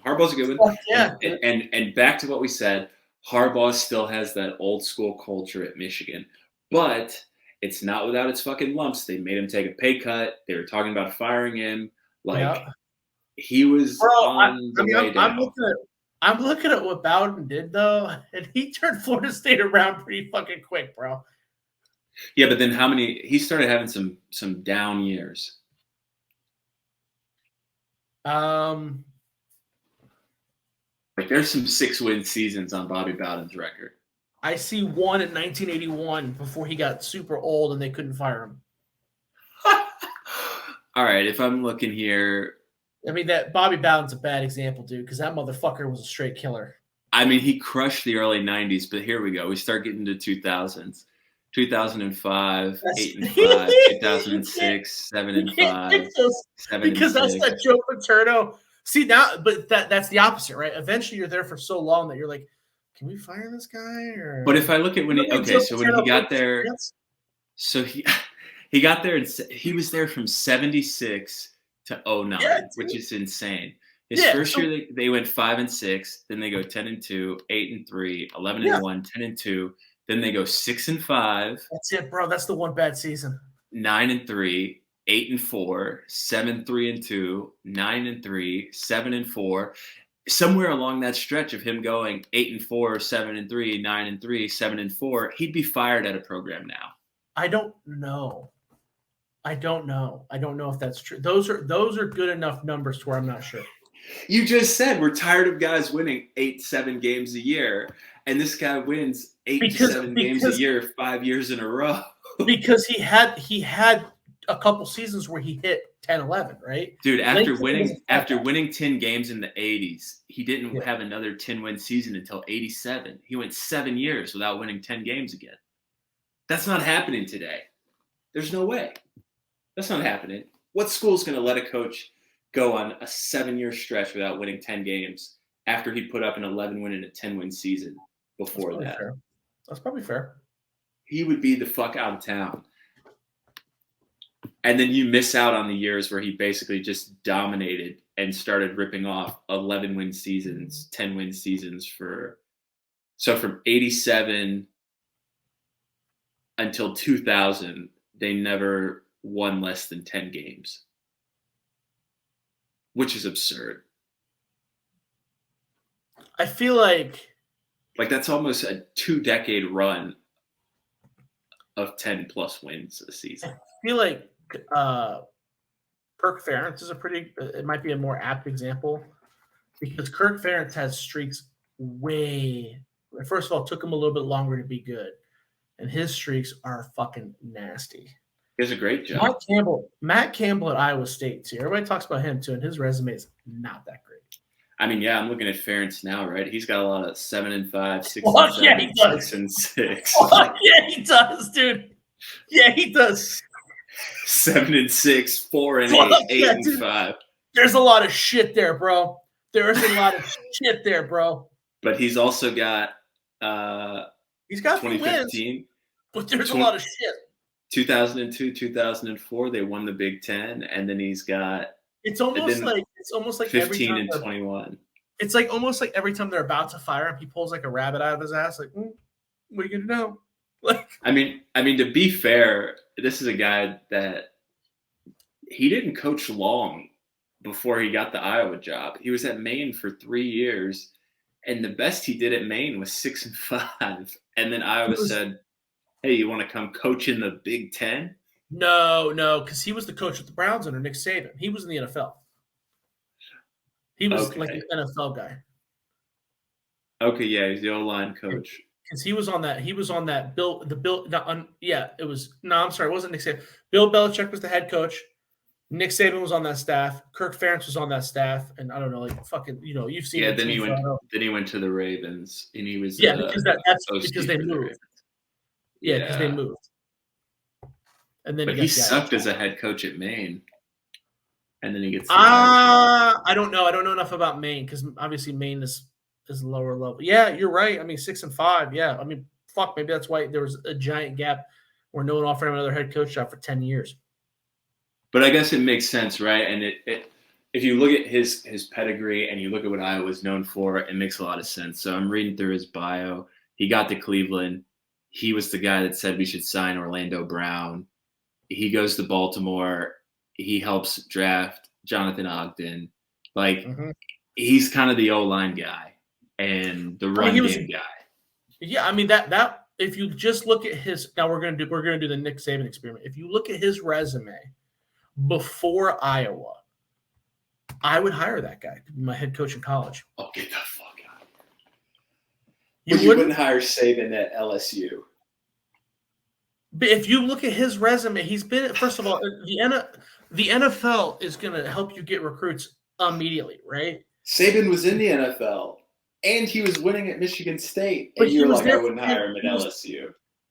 But he was there for 10 years. I would hire Kirk. This guy went 6 and 5 in the FCS, and you're like, I'd give him the job. 10 years ago, 10 years before I'm giving him the job, he was the offensive coordinator for the fucking Ravens the year before.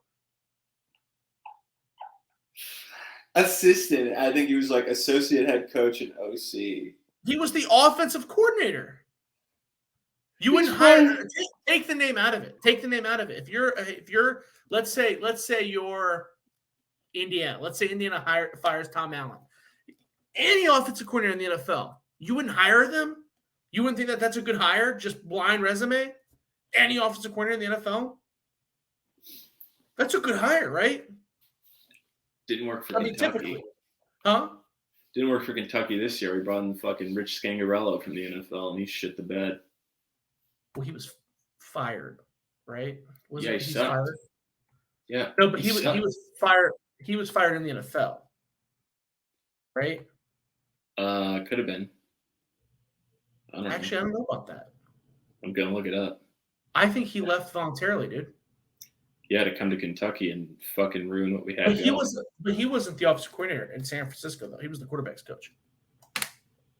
Yeah, QB coach. Also spent time as an OC for the Denver Broncos. Yeah. He's been fired after a single season at each job.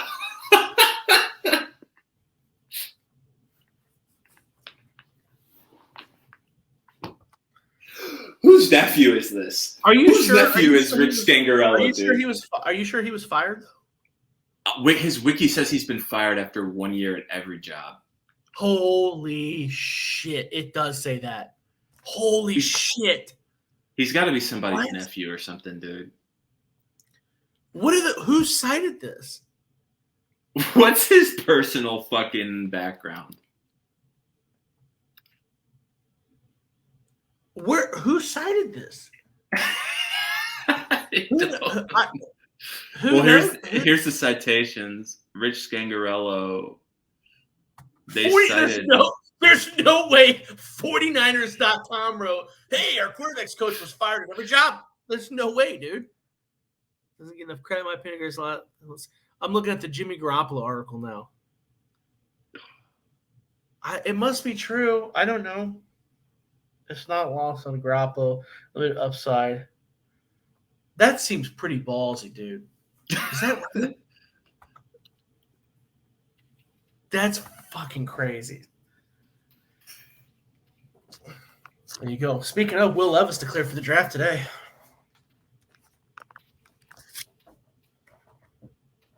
Will Levis is a big question mark for me. Look, he's a Kentucky guy.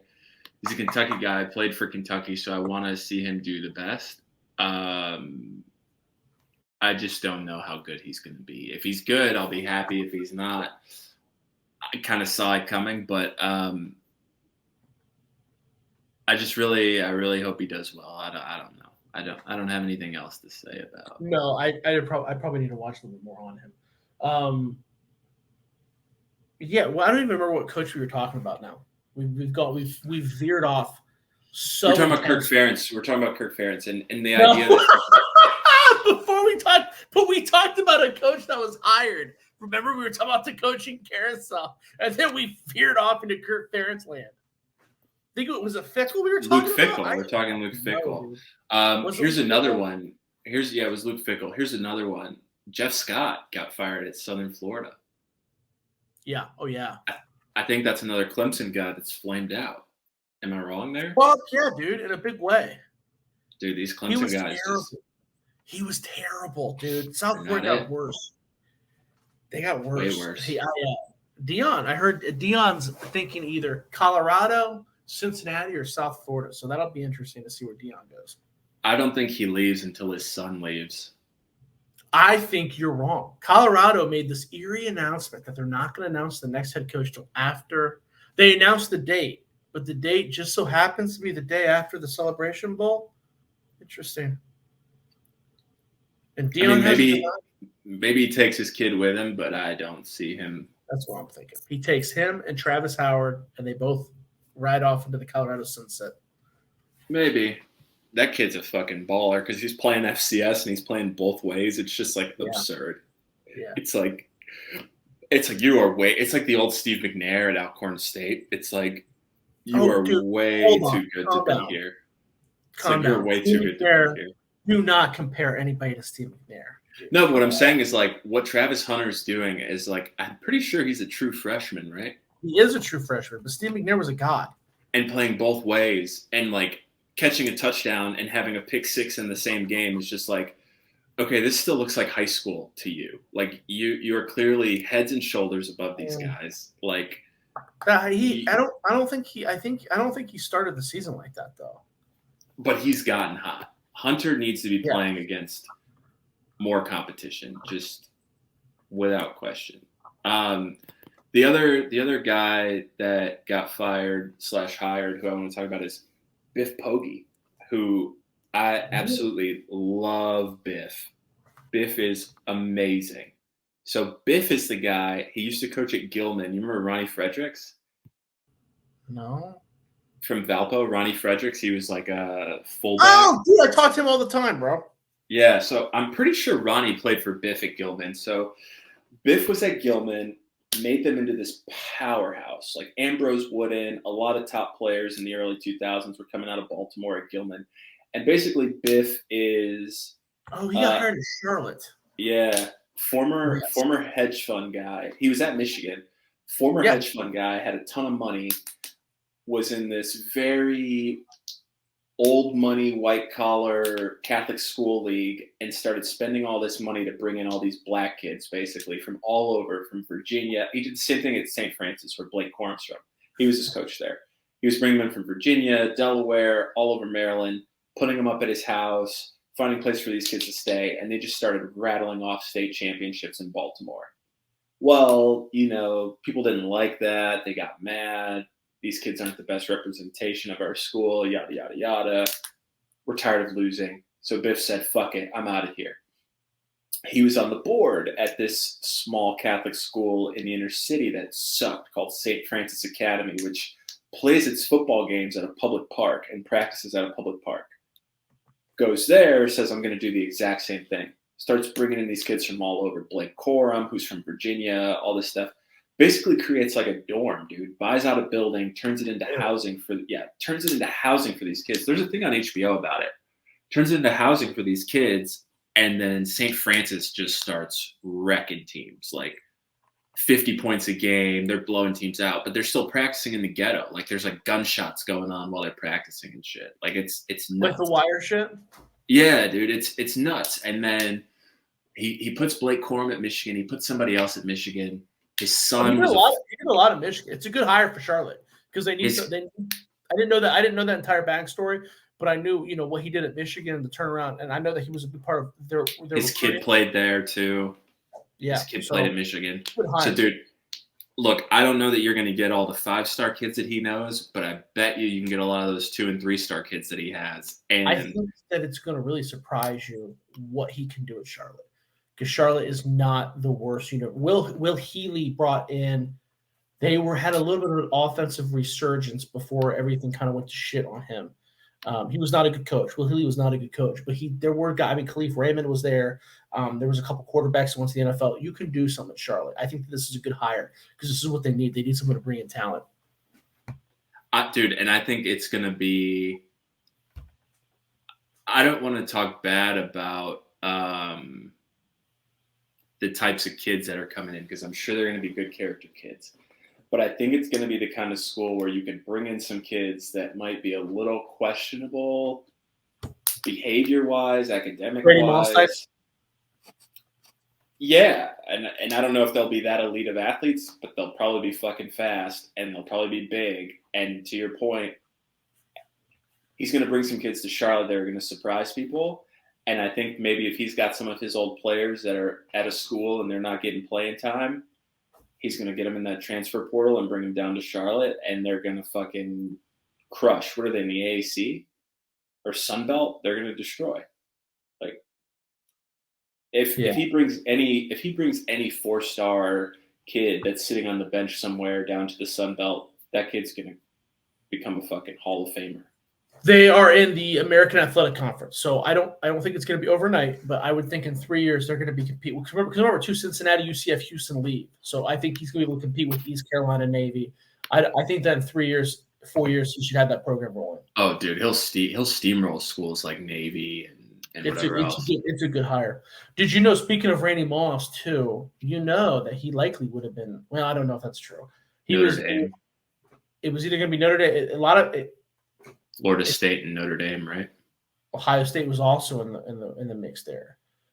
Someone recently told me that they were a part of that whole situation, and they felt that he was probably going to go to Ohio State because his brother went to Ohio State, Eric. And then everything went to shit, obviously. But if I look at St. Francis Academy right now and all for Maryland, just this class, they've got 9 kids in the top 30, basically. The last kid is ranked 31 in the state of Maryland. So, I mean, they have all of the best recruits in Maryland. This kid, Deshaun Womack, who's committed to LSU, the number 4 D lineman in the country, St. Francis kid.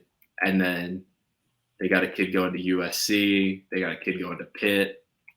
They got a kid going to Boston College, kid going to Cincinnati, kid going to Maryland. That's what I'm saying. All it takes is, like we talked about earlier, any of those kids or any of his earlier kids that get pissed off at the coaching staff because they're not playing right away or they're not getting the time they think they deserve, they're going to come right down to fucking Charlotte, play for Biff, and he's going to dominate that league. No, I like I said, I think it's a great hire. I didn't know the entire backstory like you're telling me. But I do know he was a vital part of the Michigan recruiting turnaround. Obviously, he played a role in Michigan and what they are now. So if you can get a guy that was a part of that and get them at a place like Charlotte, it's probably a good hire because they're not going to make the program worse. Dude, and Biff's got money. Like, I didn't know any of that. I thought he was just a fucking dude. yeah, nah, dude. He's got money. Like, which is funny because he looks like a dirtbag. But yeah, so it says like Charlie Weiss. When he was the coach at St. Francis, he was spending $2.5 million a year to run that program out of his own pocket. Yeah, out of his own pocket, dude. Fuck.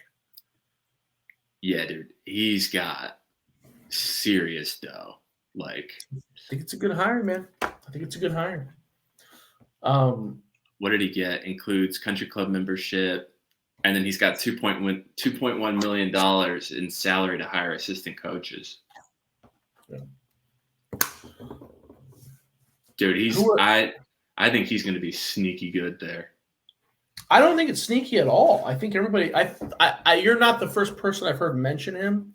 You're the first person I know that's given me the whole entire backstory. But I mean, I think a lot of people are big fans of this hire. This is I don't think this is a hire where people are poo-pooing on it. I think everybody's pretty aware of what he provides as a ceiling. Dude, he just. You should watch the thing on him on HBO. People were weird about it. I didn't know that. People were weird about it because they were saying like, "Oh, this is this white guy, and it's basically like a new version of slavery. He's buying all these black players, whatever." But Jesus Christ, dude. Yeah, people are always going to complain, but intense. More than anything, he's changing these kids' lives, right? Like, I think that's the biggest thing.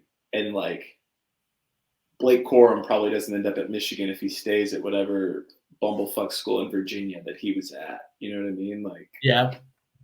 Biff put him on the map when they're going down to IMG and they're kicking those kids' heads in. You know what I mean? It's just like, if I get how people want to spin it, right? People say the draft is racist. People have all these issues, but I'm like, if you're a kid that wants to play football, yeah, people have issues with the draft and like having the kids like stand in their underwear and get weighed and whatever. Dude, all this stuff's out there. People are bleeding hearts for all this stuff. But if you're a kid and you want to play at the next level, and there's a guy like Biff out there who's willing to invest his own money to help you get there, I don't know what people are really bitching about.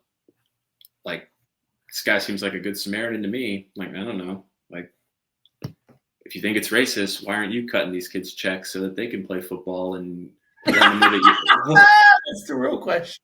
Letting them live at your house like Biff is doing. You know what I mean? It's just like, no shit.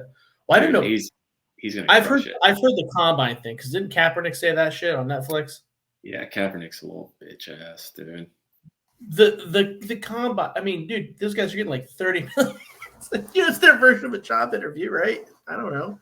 I've never saw the issue with that at all. Kaepernick can fuck off. Like, he bitches an awful lot. He compares a lot of things to slavery for a dude who's making millions of dollars. Dude, it's like he had a perfect opportunity where it was like that the way everything timed up at the end of his career, that the fact that he was able to cash in on all that racism shit, like he got a movie made about him, he got all this shit that is just like, yeah. And he was a good quarterback. I'm not taking anything against his skill or his ability or what he did. But things did time out pretty nice for him. But when it fell apart, it fell off a fucking cliff. Well, Harbaugh left too. You know what I mean? Yeah. The guy that knew how to use him, to the best of his ability left, and I think that Kaepernick was very good without him as well. But I mean, there was a point there where we thought he was going to be Patrick Mahomes. Looked like he was going to change it. Dude, do you remember like he had like right away he had the Jaguar commercial? Like they were trying to make him the face of the NFL. Like people loved him. He was the fucking dude for like he fucked it all the way up, to be honest. But then, like I said, just the timing of how everything was going socially in this country, he was basically able to ride another wave. I mean, Nike paid him all that money. Netflix gave him a movie. Like, it's just like absurd, right? And now I think he's kind of just like faded away into obscurity. But I think he's still pretty popular, dude. Is he? I think he's got like a cult following that still believe that he can go out there and sling it. Dude, when they gave him that opportunity to come work out and he turned it down, I was just like, yeah, you're done. Like you're well, my thing with him, and I did the same thing with Tim Tebow too, where it's like, dude, you could go up to Canada. Like, do it. Yeah, he didn't want to though. Doug Flutie it, Warren Moon it. Come on, bro. You can do this shit. Like, just never happened. He didn't want to do it. He's a big bitch. Like, just, dude, I'm going to go 18-4 today, it looks like, on the college basketball game. You been on 22 college games? That's right. Fucking degenerate, bro. You fucking degenerate. You gotta get the volume. I'll be up 6.5 units, as the pros say.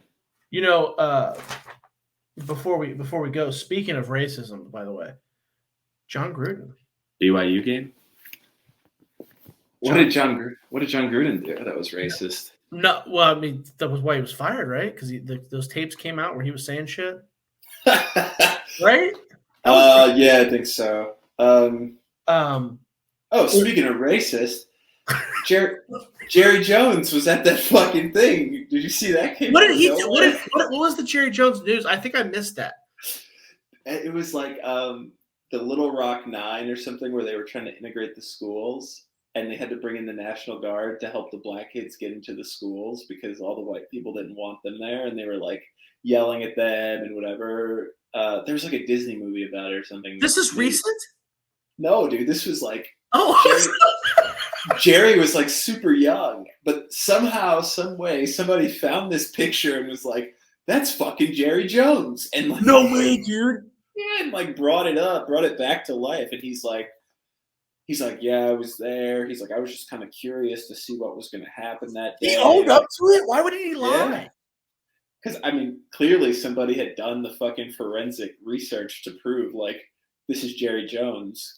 Got the dental records or something, but like he was just like, yeah, that's me, and he was just like, yeah, I was curious. There was a big protest going on. I wanted to see what was going on, and it's just kind of funny. Is he in the photo like yelling at? No, he's just kind of standing there, just like looking dumb as shit.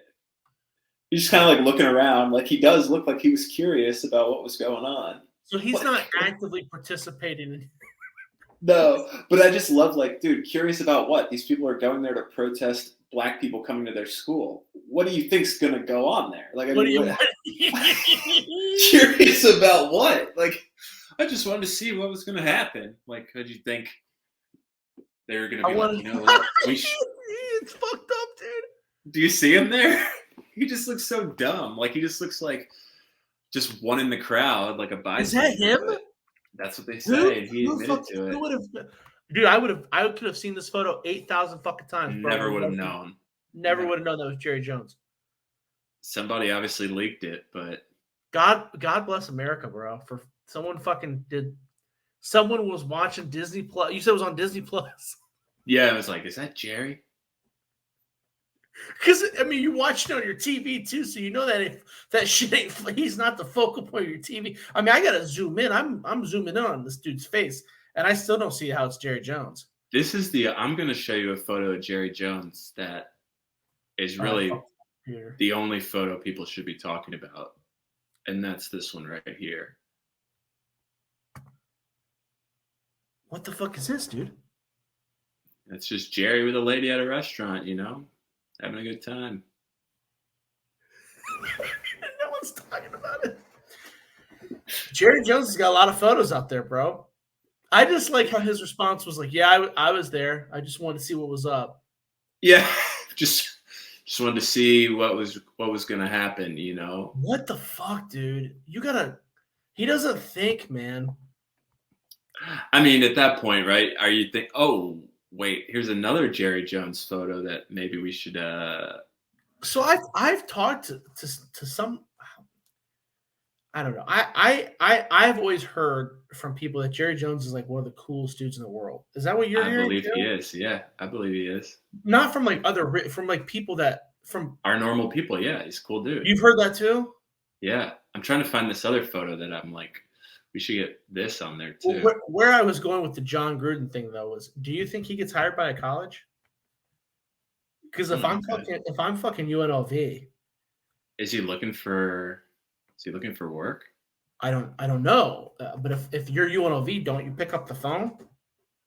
Or no? Maybe. What the fuck is this, dude? How are you finding these? How are you finding these? For all those that are listening, they need to watch us on YouTube. See,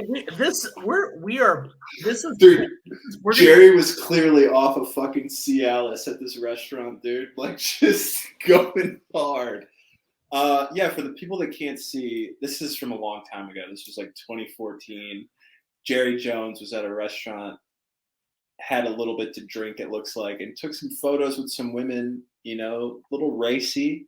In this photo that Josh and I are looking at, there's a woman down on her knees with her head around, you know, the belt line area, and Jerry has his hand on her head as they pose for a photo, you know?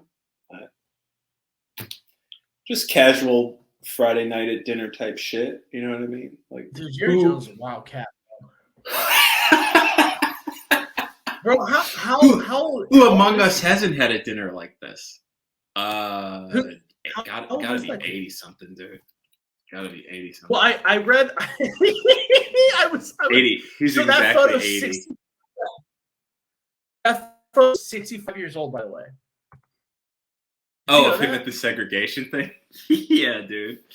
Yeah, that's why I'm just like, who found this? You know what I mean? It's like, it sounds so fucked up. Him at the segregation thing? Yeah, him at the Klan meeting? Yes. It's like, who's going out digging up Jerry at the thing? It's just like, I mean, I don't let care. him live his life. I mean, no, you probably someone probably should call him out, right? Like, I just don't know.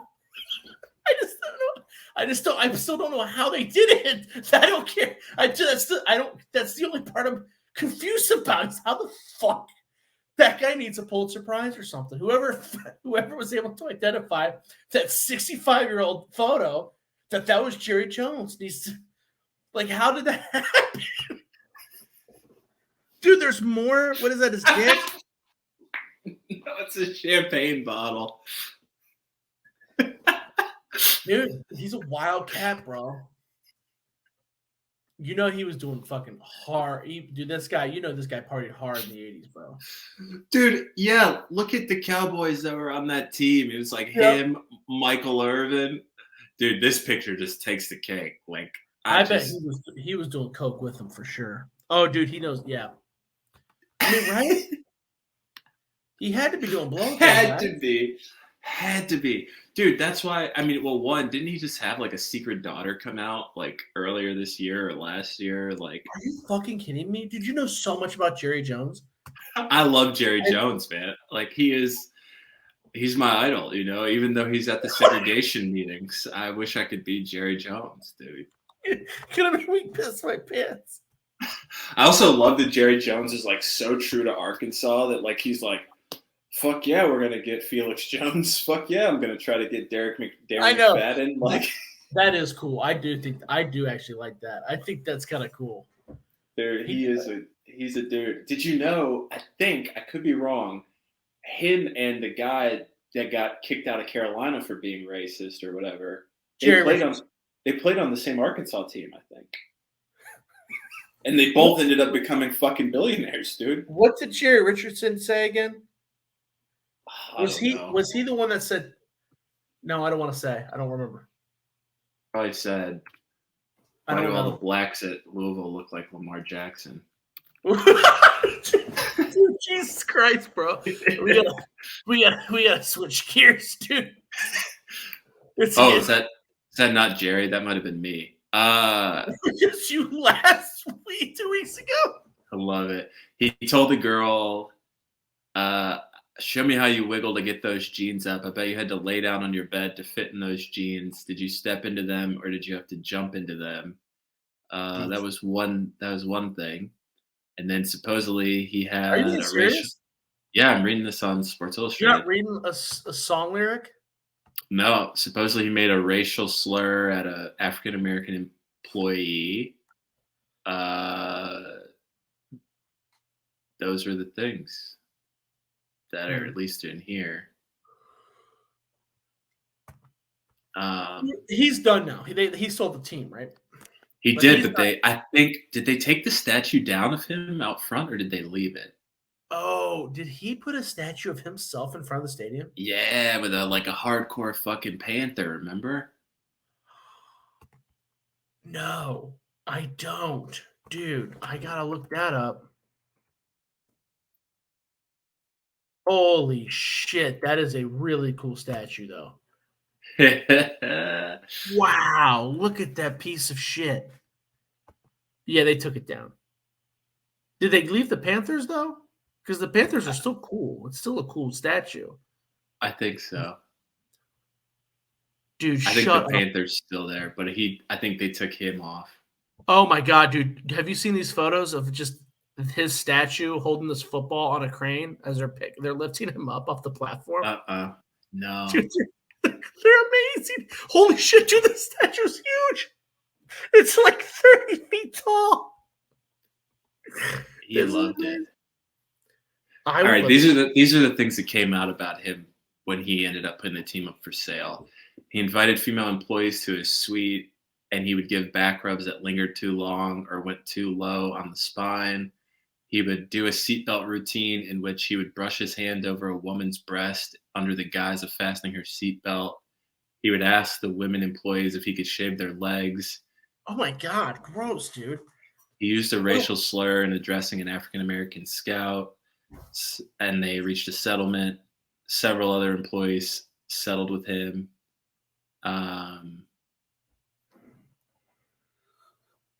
Yeah, I don't know. Yeah, he needed to go. That's a lot of smoke. He needs to go. That was bad. That's a lot. That's a lot. I mean, right? You've covered a lot of bases too. You've covered sexual harassment and racism. That's a lot. That's a lot of scope. A manager at one of his restaurants said the restaurant was filled with monkeys. What? Yeah. No. One of his managers said the restaurant was full of monkeys, and when an employee complained to him about it, she was fired. I'm assuming that the context of that was racist. Yeah, I guess. 6 black Secret Service agents were denied service at one of his restaurants while their white counterparts were served. Damn, dude. But I'm like, is that him? Like, can you blame him for that? I don't know. Wait a second. Dude, are we talking about Hardee's? We're not talking about Hardee's, are we? He owned a bunch of Denny's, yeah. We're talking about Denny's? He owned a bunch of Denny's and Hardee's. I envision like nice restaurants. These are Denny's. No, These are going to Denny's. He got rich off fast food, I think. Shut the fuck up, dude. He owned a ton of franchises, I think. Yes, he owned. These dudes can't get served at a Hardee's. Dude. Imagine how shitty that is. Like, sorry, we don't serve blacks at the Denny's. Like, fucking Denny's, man. It's the fucking 17-year-old behind the counter. Oh, are you black, sir? Would you go to the train? Sorry, if you're black, we can't give you the grand slam. You gotta fucking. I can't give you these sweet curly fries. I envision. Sorry. Microwaves down, Blackie. Like, what were these so? Why were there Secret Service eating fucking Denny's and Hardee's? What the fuck? That's not what I envisioned, dude. When you said restaurant, that's not what I envisioned. So it says in 1959, he used his bonus with the help of a former friend, Charles Bradshaw, to open the first Hardee's franchise in Spartanburg, South Carolina. The business expanded rapidly. He co-founded Spartan Foods. He later became the CEO of Flagstar, which was the 6th largest food service company in the United States, controlling 2,500 restaurants and having 100,000 employees. And Flagstar, I guess he ended up selling it to a private equity company, but it had Hardee's, Quincy's Family Steakhouse, El Pollo Loco, Canteen Corporation, Holy shit, dude. and a place called Denny's. He owned So a fuck ton. Yeah. I mean, he was a billionaire, dude. Like, that's why I'm like, it's crazy. I'm pretty sure him and Jerry Jones played on the same fucking football team in college, and they both ended up becoming billionaires owning NFL teams. How the Like, fuck what are the odds of that? I don't know, but weird shit. And they're like both that wild ass boys. They're both wild ass boys. No shit. Well, I don't like Jerry. It's pretty clear that Jerry Richardson's a piece of shit. But Jerry Jones, I don't know if he's. I'm gonna have to see more before I determine that he's a piece of shit. I mean, definitely see more of those photos that I was showing before I make any comments. I want to see what was really going on, dude. Yeah, But, I mean, Jerry Richardson is clearly a fucker, but yeah, he's done. Yeah, the massage lingers too long. Yeah, anything with his wrinkly old hands is too long. But there's been weirder shit. I think it was Texas State back in like 1970 had like fucking like Big Boss Man and like the $1 Million Man, like 2 WWE heavyweight champions on their offensive line for like a season. Like that's weird shit sick. like that. Something like that. You'd have to look it up. Ted DiBiase.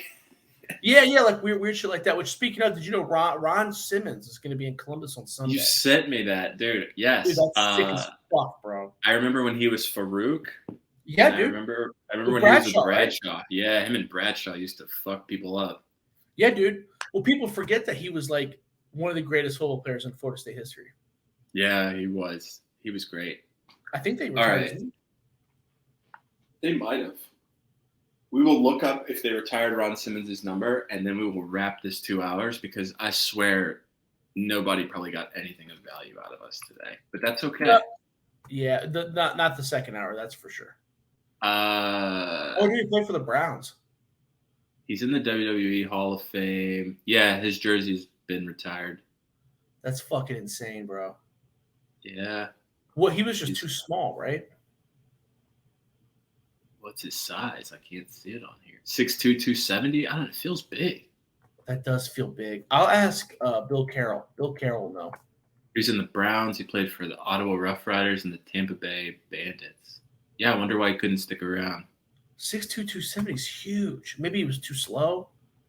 Yeah, I don't know. Do you remember watching those old videos of Brock Lesnar with the Vikings? How slow that motherfucker was? I bet it's like that. Yeah. No, there's no explosion. Lesnar. Fucking Lesnar. Yeah, Goldberg. Yeah, dude. Goldberg. You saw that video I sent you, right? Where the guy was talking about The Rock, how the rules. Yeah. That was crazy. Yeah, that is fucking wild to think about. Because he would have stuck around. Yeah, because he would have been a Canadian player, not an American. Yep. So he would have made the roster. Dude, I'm loving this. I am gonna go. It does look like I'm gonna go 18-4 today. As we close out, the dogs I hit on: Sacred Heart over New Hampshire. You want to talk about degenerates? Let me roll off some of these wins I had today, and we can laugh about them.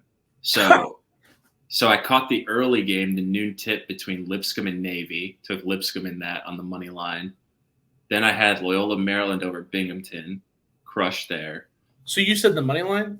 Yeah, I bet all money line on college basketball. It's just I don't know anything about college basketball. I don't know anything about betting college basketball either. So I feel like I try to avoid spreads in basketball because there's all the fouls at the end of the game and shit that I just can't. Interesting. So do you take a lot of underdogs then? No, I can tell you the dogs I took, and we won't read just the obscure teams, but I took Loyola Maryland versus Binghamton as a dog plus 140. I cashed on that one. I took Sacred Heart over New Hampshire plus 102, cashed that. I took the Citadel over Charleston Southern plus 138, hit that. Indiana State over Drake plus 115, hit that. I've got Montana State over Southern Utah plus 108. Looks like I might pull that out. And then I've got Notre Dame plus 116 over Michigan State, and they're almost up 20 points right now. But some other obscure games that I bet that I think are kind of funny. I took UMBC over Copen State. No idea what's going on there. University of Maryland, Baltimore County. Yep. The Labradors? They're the Dogs or something. They were the 16 seed that upset I the think 1 seed. I think they're like the Labradors or something. They're like Yeah. the dog. Yeah. I took Western Carolina over Gardner Webb, but they didn't pull it out. And then I took UNC Wilmington over Coastal Carolina. That was a good one. Missouri State over UIC. I heard about that one.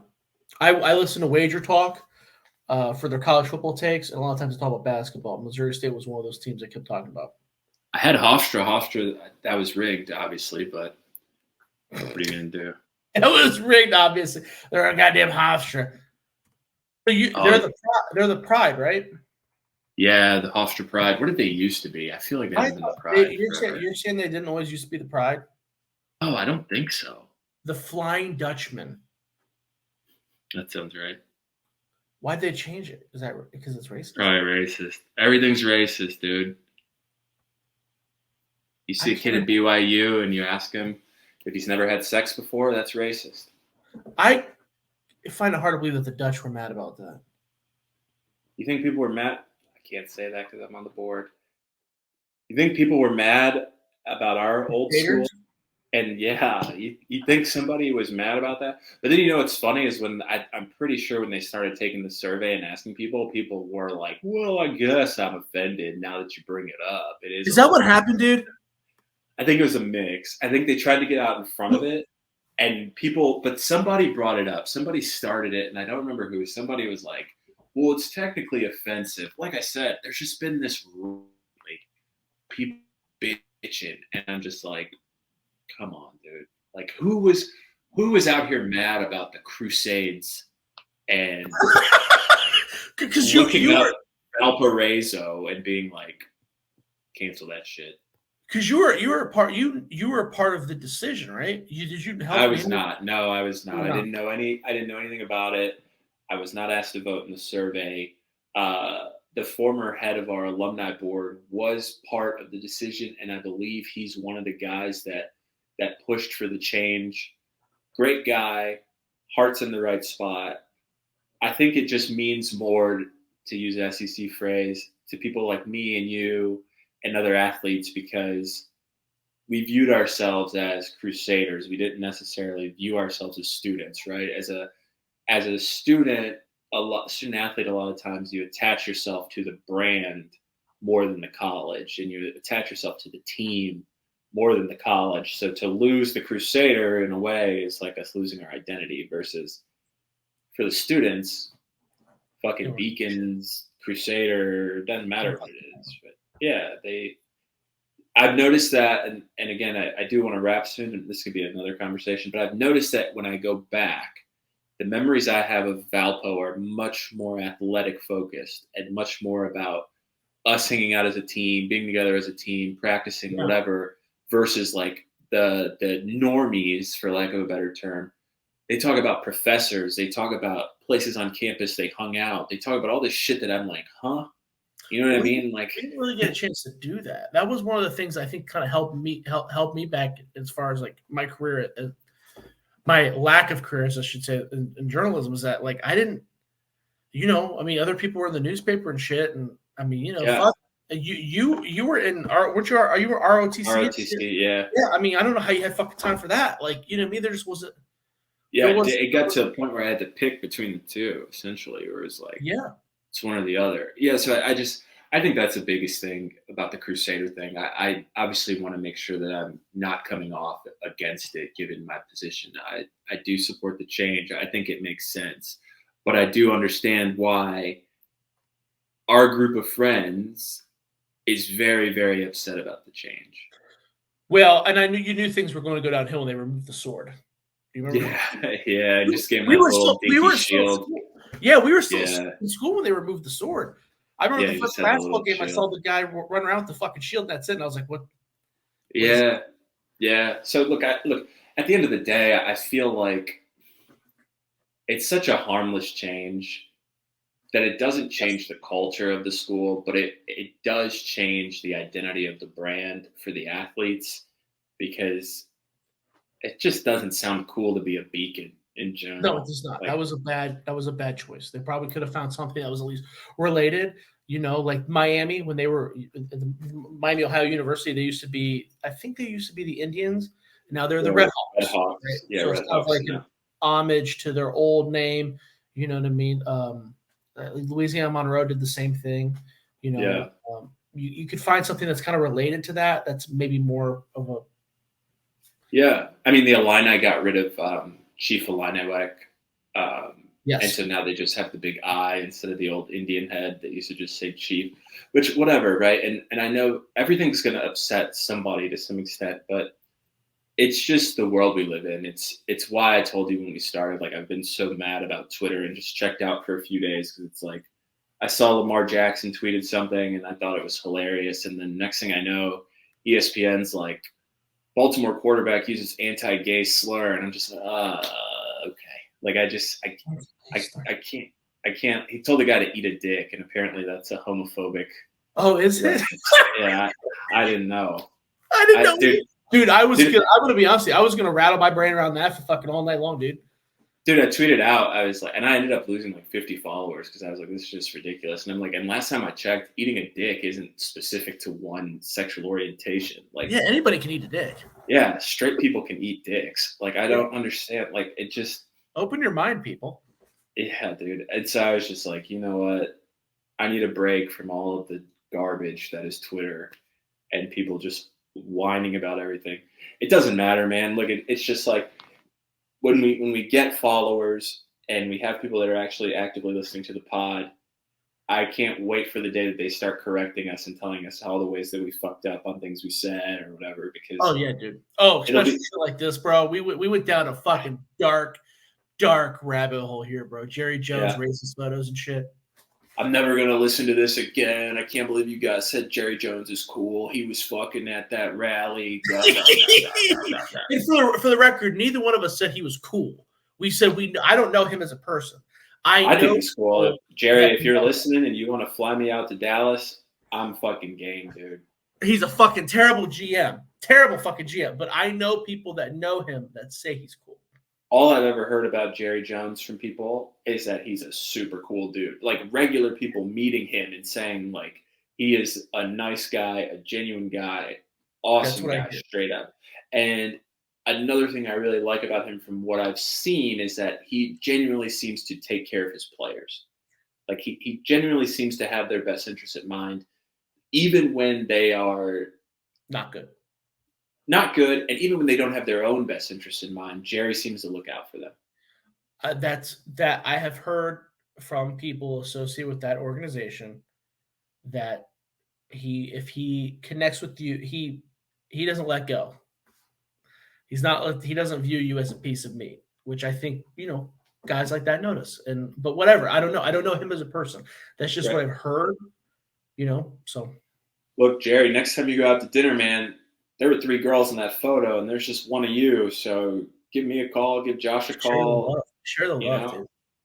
You're out there running zone, dude. You can't cover 3-on-1. Let's just man up, man to man, and we'll figure it out. All right, man. We've hit the 2-hour mark, and like you said, the last hour was basically worthless, but the first hour was top notch. I think both hours were amazing. I just don't know that people that are listening are going to listen to us for 2 hours, just talk about what we talked about. But yeah, basically football. Just Wikipedia and Jerry Richardson. Yeah. Oh, dude, hilarious. No darkies can get pancakes in Jerry Richardson. Dude, I swear to God, I always love how I always envision something being worse than what it really is too. Like just like when the Lamar Jackson thing, I'm like, oh man, he dropped an F-bomb on Twitter. Like that's fucked up. Yeah, no, he didn't. That's because you're a real human being, dude. I said that. I'm like, imagine being the Baltimore Ravens and like having to stand up there after like however many people got killed in that nightclub shooting, and for being gay, and be like, yeah, given the real issues facing the LGBTQ in America, isn't it concerning that your quarterback told someone to eat a dick? It's like, yeah, because that's the same, I'm sure, right? Yeah. For just so everybody's clear, I laughed ill-timed there, but only because I knew where you were going with it. I laughed after the horrific story, but that was because I knew we were going with the story. Just so Tell everybody's on the same page. Ronnie, just cut us from 2:15 out. Just cut it out. No shit, dude. No shit, bro. Yeah, we'll just tell them that. Cut from 2:15 out. 2:15, 2:09. No, yeah, 2:05. 2:05. All right. Cut from 2:05 out, and then we're at 2:09 once this right hits. Oh, mine says 2:16. Really? Yeah, fuck. All right, we'll just tell Ronnie to listen at the back half and cut it. Oh, Jesus Christ. Nobody's listening to this anyways. But no, you were not laughing at the shooters in case Ronnie can't cut it out. We got some clicks last week, dude. Yeah, I know. People are catching on. I saw you got some followers too. I see some people that used to follow me follow you now. Oh, is that right? Okay. Yeah. So we have some more mutuals. Some of the Bears Twitters come over. Okay. Dude, I will go to bed tonight laughing about black people going into a Hardee's being like, hey, can I get a double cheeseburger? And they're like, we don't serve your kind here. With their plastic tray and their little tiny white hat. Like, you can keep your $2.99, Blackie. Get out of here. Whopper Wednesday isn't for you. Whopper Wednesday is for white only. That's Burger King. I'm sorry. And then telling their white Secret Service agents, like, you can have a double Whopper with cheese, though. We take care of you. And there's like 3 people working there. It's like 3 greasy teenagers working there. They're calling the shots. Dude, and he's like, Jerry is somewhere like watching it on like a live feed. He's like, good work, boys. Keep it up. Yeah. I just died because I thought it was gonna be like a 5-star restaurant that he frequents. Like I was imagining like mafia shit. Like he's in there all the time. Like, nah, they make me uncomfortable. Get him out of here. It's just a fucking random Hardee's. Just the dirtiest, greasiest meal. Jerry's like, I'm not serving blacks any fucking French fries. Not on my watch. Even the dollar menu. Fuck them. No, you want to go eat at McDonald's. That fucking integrated. Dude, Hardee's is fucking disgusting too, dude.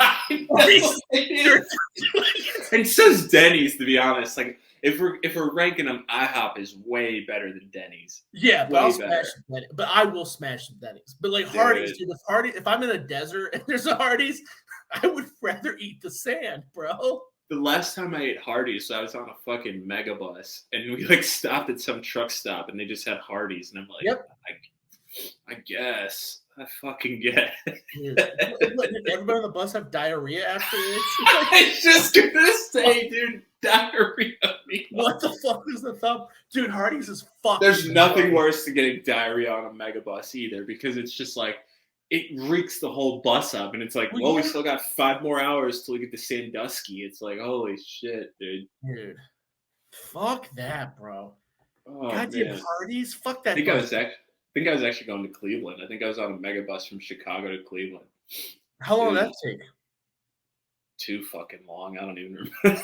Dude, I used to date a girl, and she would mega bus from Chicago to Columbus, and I always took that for granted. I'm like, just get on the fucking bus. The fucking mega bus, dude, is fucking prison on wheels. I swear to God. But I was such a that was back when I was such a piece of shit, dude. And I was just like, get on the bus. Like I did, but I never got on the bus for her, dude. I was never going, like I wasn't doing that. I was like, that's a long ride. I got stuff to do. I think I'm playing football. I got trained.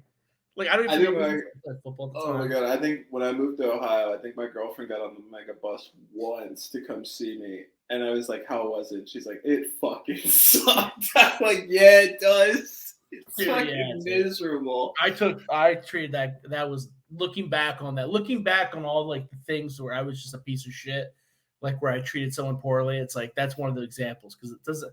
At the time, you're just like, just get on the bus. That's a bus. You're in your Jerry Richardson era. Dude, yeah. I was known to give massages for too long. Dude, I mean, things were shady. You grow. I remember when I got to Valpo, my freshman year, some girl from high school was mad at me and like left me this really shitty voicemail. Like, you're a piece of shit. I hate you. I hope your whole life gets ruined or whatever. And I was like playing it in Coach Taylor's office, like on speakerphone. We were all just like laughing about it. Like, holy shit, this is hilarious. Like this girl, meanwhile, is like cursing me out and calling me all these names on the voicemail. Really like, we're in a room just laughing. Like but you grow, you learn, you grow. Unless you're Billy. I hope Billy's listening to this. He's still the same old Billy. 32 years old, same old Billy. Shout out to Bots. I have not seen him in a long time. You haven't? No. I haven't seen him. I text him all the time though. I really haven't. I think I ran into Howard once somewhere, but I don't know. I haven't seen him. He got married. He's married now. Good. Kind Yeah. of. I don't know if it's good. I don't know if I'm ready to tell people good for getting married, but congratulations. Yeah, getting married is fine. I haven't seen Quinn. Quinn didn't come to our wedding because he had just gotten fired from that North Dakota job. I didn't know that, dude. Isn't he at University of Indianapolis? No, he's at Western Illinois now. Oh, he is. I haven't talked to Quinn in forever. Dude, he was at North Dakota. He was like the youngest offensive coordinator in NCAA. They were like a D2 school. And then wow. Head coach got fired. Like, kind of surprisingly, head coach got fired. And then Quinn got fired. I think if he was out there a year, I'd be surprised. And then that was around the time we were getting married. And he was like, it's just not good timing. Then he ended up at Indy. He was at Indy for a minute, maybe a couple of years at Indy. Now he's at Western. So, dude, it's been a road. I remember when he was driving the beer truck in Valpo and working at the high school. I don't remember that. That's crazy, man. I haven't talked to I haven't talked to Quinn in forever, bro. The last time I talked to Quinn was dude. It might have been a decade ago, and he was he was creeping on my sister on Facebook, and I gave him a hard time about it. And I think he thought I may have been really legit upset, and like we just come. Oh no, yeah, dude, you got to reach back out to him. He's got a baby now too. Yeah, I saw that. That. Dude. He's doing well. That's funny. Well, you know who's Wood is like the special teams corner at VMI, dude. I saw he got like an agent and everything and went full in on being a coach. Yeah, cool, because he's gotten like 30 promotions. He's the only dude I know that's in that occupation that hasn't ever stepped back. They've only gone further. That's good though. I mean, yeah, no, I don't know how the fuck he's doing it because it's that's hard. That's hard. Well, he's carving out a niche, right? I mean, he's on the special team side. I think he's a very positive individual too. Very few people are as positive as Greg Wood. That is for sure. I think it's a good place to be. I don't know if you remember Keith Larson. He might have come after you left. No, I know. I remember Keith. I wasn't ever tight with him, but I remember Keith. Yeah, I wasn't that close with him. Yeah, he's at Duke now. And because he followed, I want to say he followed Cicchini, who came and went with him somewhere. Bucknell, maybe? Maybe went with him to Bucknell. And then from Bucknell went to RPI, or maybe he was at RPI and went to Bucknell. Wow. And then went to Duke. And I don't know. Crazy. But yeah, so I mean, there's some Valpo guys doing it big. I mean, between Keith, all three, Keith, Greg, and Quinn are all Division I coaches. Yeah. So wait, Quinn, crazy. Where's Quinn at? Western Illinois. Oh, that's right. You said Western Illinois. That's right. They are I forgot they were D1. Yeah. They played Minnesota this year. Got crushed, but they played Minnesota. Yeah, they usually play because that year we played them. They played Purdue. Yeah. What are they in? And the next week they got pounded by Purdue like 50-0. They pounded us 50-0. Then they played Purdue 50-0. What's the conference they're in? Is it the Missouri Valley? Yeah, that's probably it. The Leathernecks. Missouri Valley, and then Quinn is there. You got VMI. VMI, are they FCS? Yes, they are. Big South. I don't remember. We can look that up. Their quarterback's big time though. He just entered the transfer portal. Yeah, they're in the Southern Conference. Yeah. Pretty crazy. Yeah, man. It's cool to see those guys doing their thing, and maybe it'll pan out. Maybe they'll end up being head coaches somewhere someday. I know, right? It's a long grind, though. Like it is. Yes, it takes a long time. Ben Harsock was talking about the NIL, and he said, people don't realize. I think we might have already talked about this, but with the NIL stuff, because he said he's not against it. I don't want to put words in his mouth, but it was something like people always use the coaches get paid so much money as an argument, but people don't realize how long they make fucking nothing. He's Right. like that. I think you use Dabo Sweeney as an example. Dabo Sweeney was like a GA. Dabo Sweeney basically made like minimum wage for like 20 years or something insane like that before he made any kind of real money in coaching. Like, I was like, wow, I didn't. And he was right. I looked it up. I was like, God damn, it was something crazy like that. It might have been Dabo Sweeney. But people kind of forget about that shit, how long of a grind it is. You get fired all the time. It's not a salaried job. It's like hey, you're going to get paid during the football season. Then, you know what I mean? It's a very weird kind of situation until you make it. Dude, yeah. And I don't know how those guys do it, but I don't know how cool. I know how Wood. I know how Wood does it because he doesn't have a family and shit. When you're a single dude on the, who cares? Yeah, that is true. You and your backpack moving along, but Quinn's got family and shit now, so we'll see what happens there. Just takes time. You gotta just grind it. That's really all it is. It's a grind, dude. I was talking to some people about trying to get into it and think about it, but they were telling me what the money was and whatever, and I was just like, well, you know Ryan Stewart, right? Yeah. Ryan Stewart, he was a GA at Ohio State when I transferred to Ohio State, and when Tom Herman left to go to Texas, he was going to take Ryan with him. And Ryan, he got married and they were having a baby, and he's like, dude, I don't want to do this anymore. Like, I don't want to do this anymore, man. I got to get a real job. Because, at that point, he was at his fucking fifth stop because he's at Valpo and shit. And he was living off that, the military funds or whatever. And he's like, it's the end of the road for me. And Tom Herman was like, okay, see you later. I know, right? Like, they just. Tom Herman went to Houston. I'm sorry. Yeah. Which is tough because it's just like, what do you do, right? It's like you do have to kind of fucking grow up at a certain point. Well, it's just like this, right? I mean, I know I have a couple buddies, just like you. We have a couple buddies that have made it where they're doing this full time, but then I'll talk to them and they'll be like, oh, I just moved back here with my mom. It's like, what the fuck? What do you mean? You just had your own radio show in Minnesota or Minneapolis for like, what happened? You know what I mean? It's one of those things where there's no.